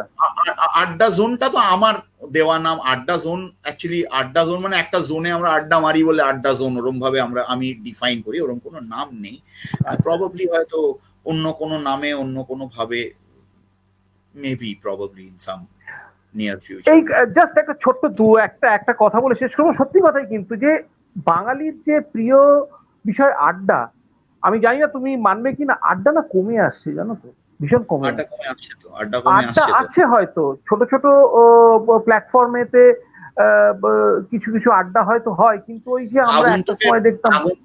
আগন্তুকের ওই ডায়লগটা মনে আছে, যখন পৃথ্বীশ দাশগুপ্ত উকিল, ব্যারিস্টার পৃথ্বীশ দাশগুপ্ত, মানে ধৃতিমান চট্টোপাধ্যায়, হ্যাঁ, আমাদের উৎপল দত্তকে প্রশ্ন করছে, তখন আড্ডার একটা সংজ্ঞা বলেছিলেন উৎপল দত্ত, বলে, জানো বাঙালি আড্ডাবাজ তোমরা জানোই না। আপনি জানেন প্রাচীন গ্রিসে আড্ডা দেওয়া হতো।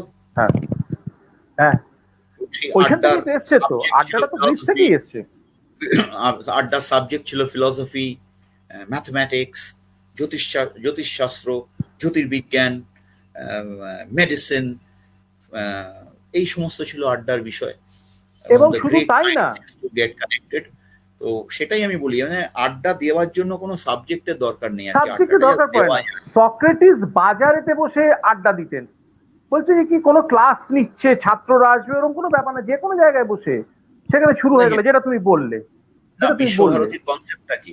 বিশ্বভারতীর কনসেপ্টটা তো সেখান থেকেই, খোলা জায়গাতে পড়াশোনা হবে, আবদ্ধ জায়গায় পড়াশোনা নয়। যদি আনফরচুনেটলি এবং আরেকটা কথাও বলি, এই যে স্ট্যান্ড আপ কমেডি আমরা যেটা দেখি, আমরা আজকে যে ফর্মটা দেখি, আমরা যে স্টেজের উপরে এক একজন আসছে, পারফর্ম করছে, লোকজন বসে আছে, this is a very old concept which prevailed in Greece। ওখানে এই জিনিসটা ছিল, সব একসাথে বসে আছে, এবার তুমি ওঠো, বলো ভাই তুমি কি বলবে। ও একটা দিল, একটা কিছু একটা রগে একটা কিছু বললো, সবাই হেসে গড়িয়ে গেল, আবার আরেকজন, সেখান থেকে এই কনসেপ্টটা এসছে। সো ইয়েস, আড্ডা তো অনেক, কিন্তু আজকে পাড়ার মোড়ে গেলে দেখা যায় না।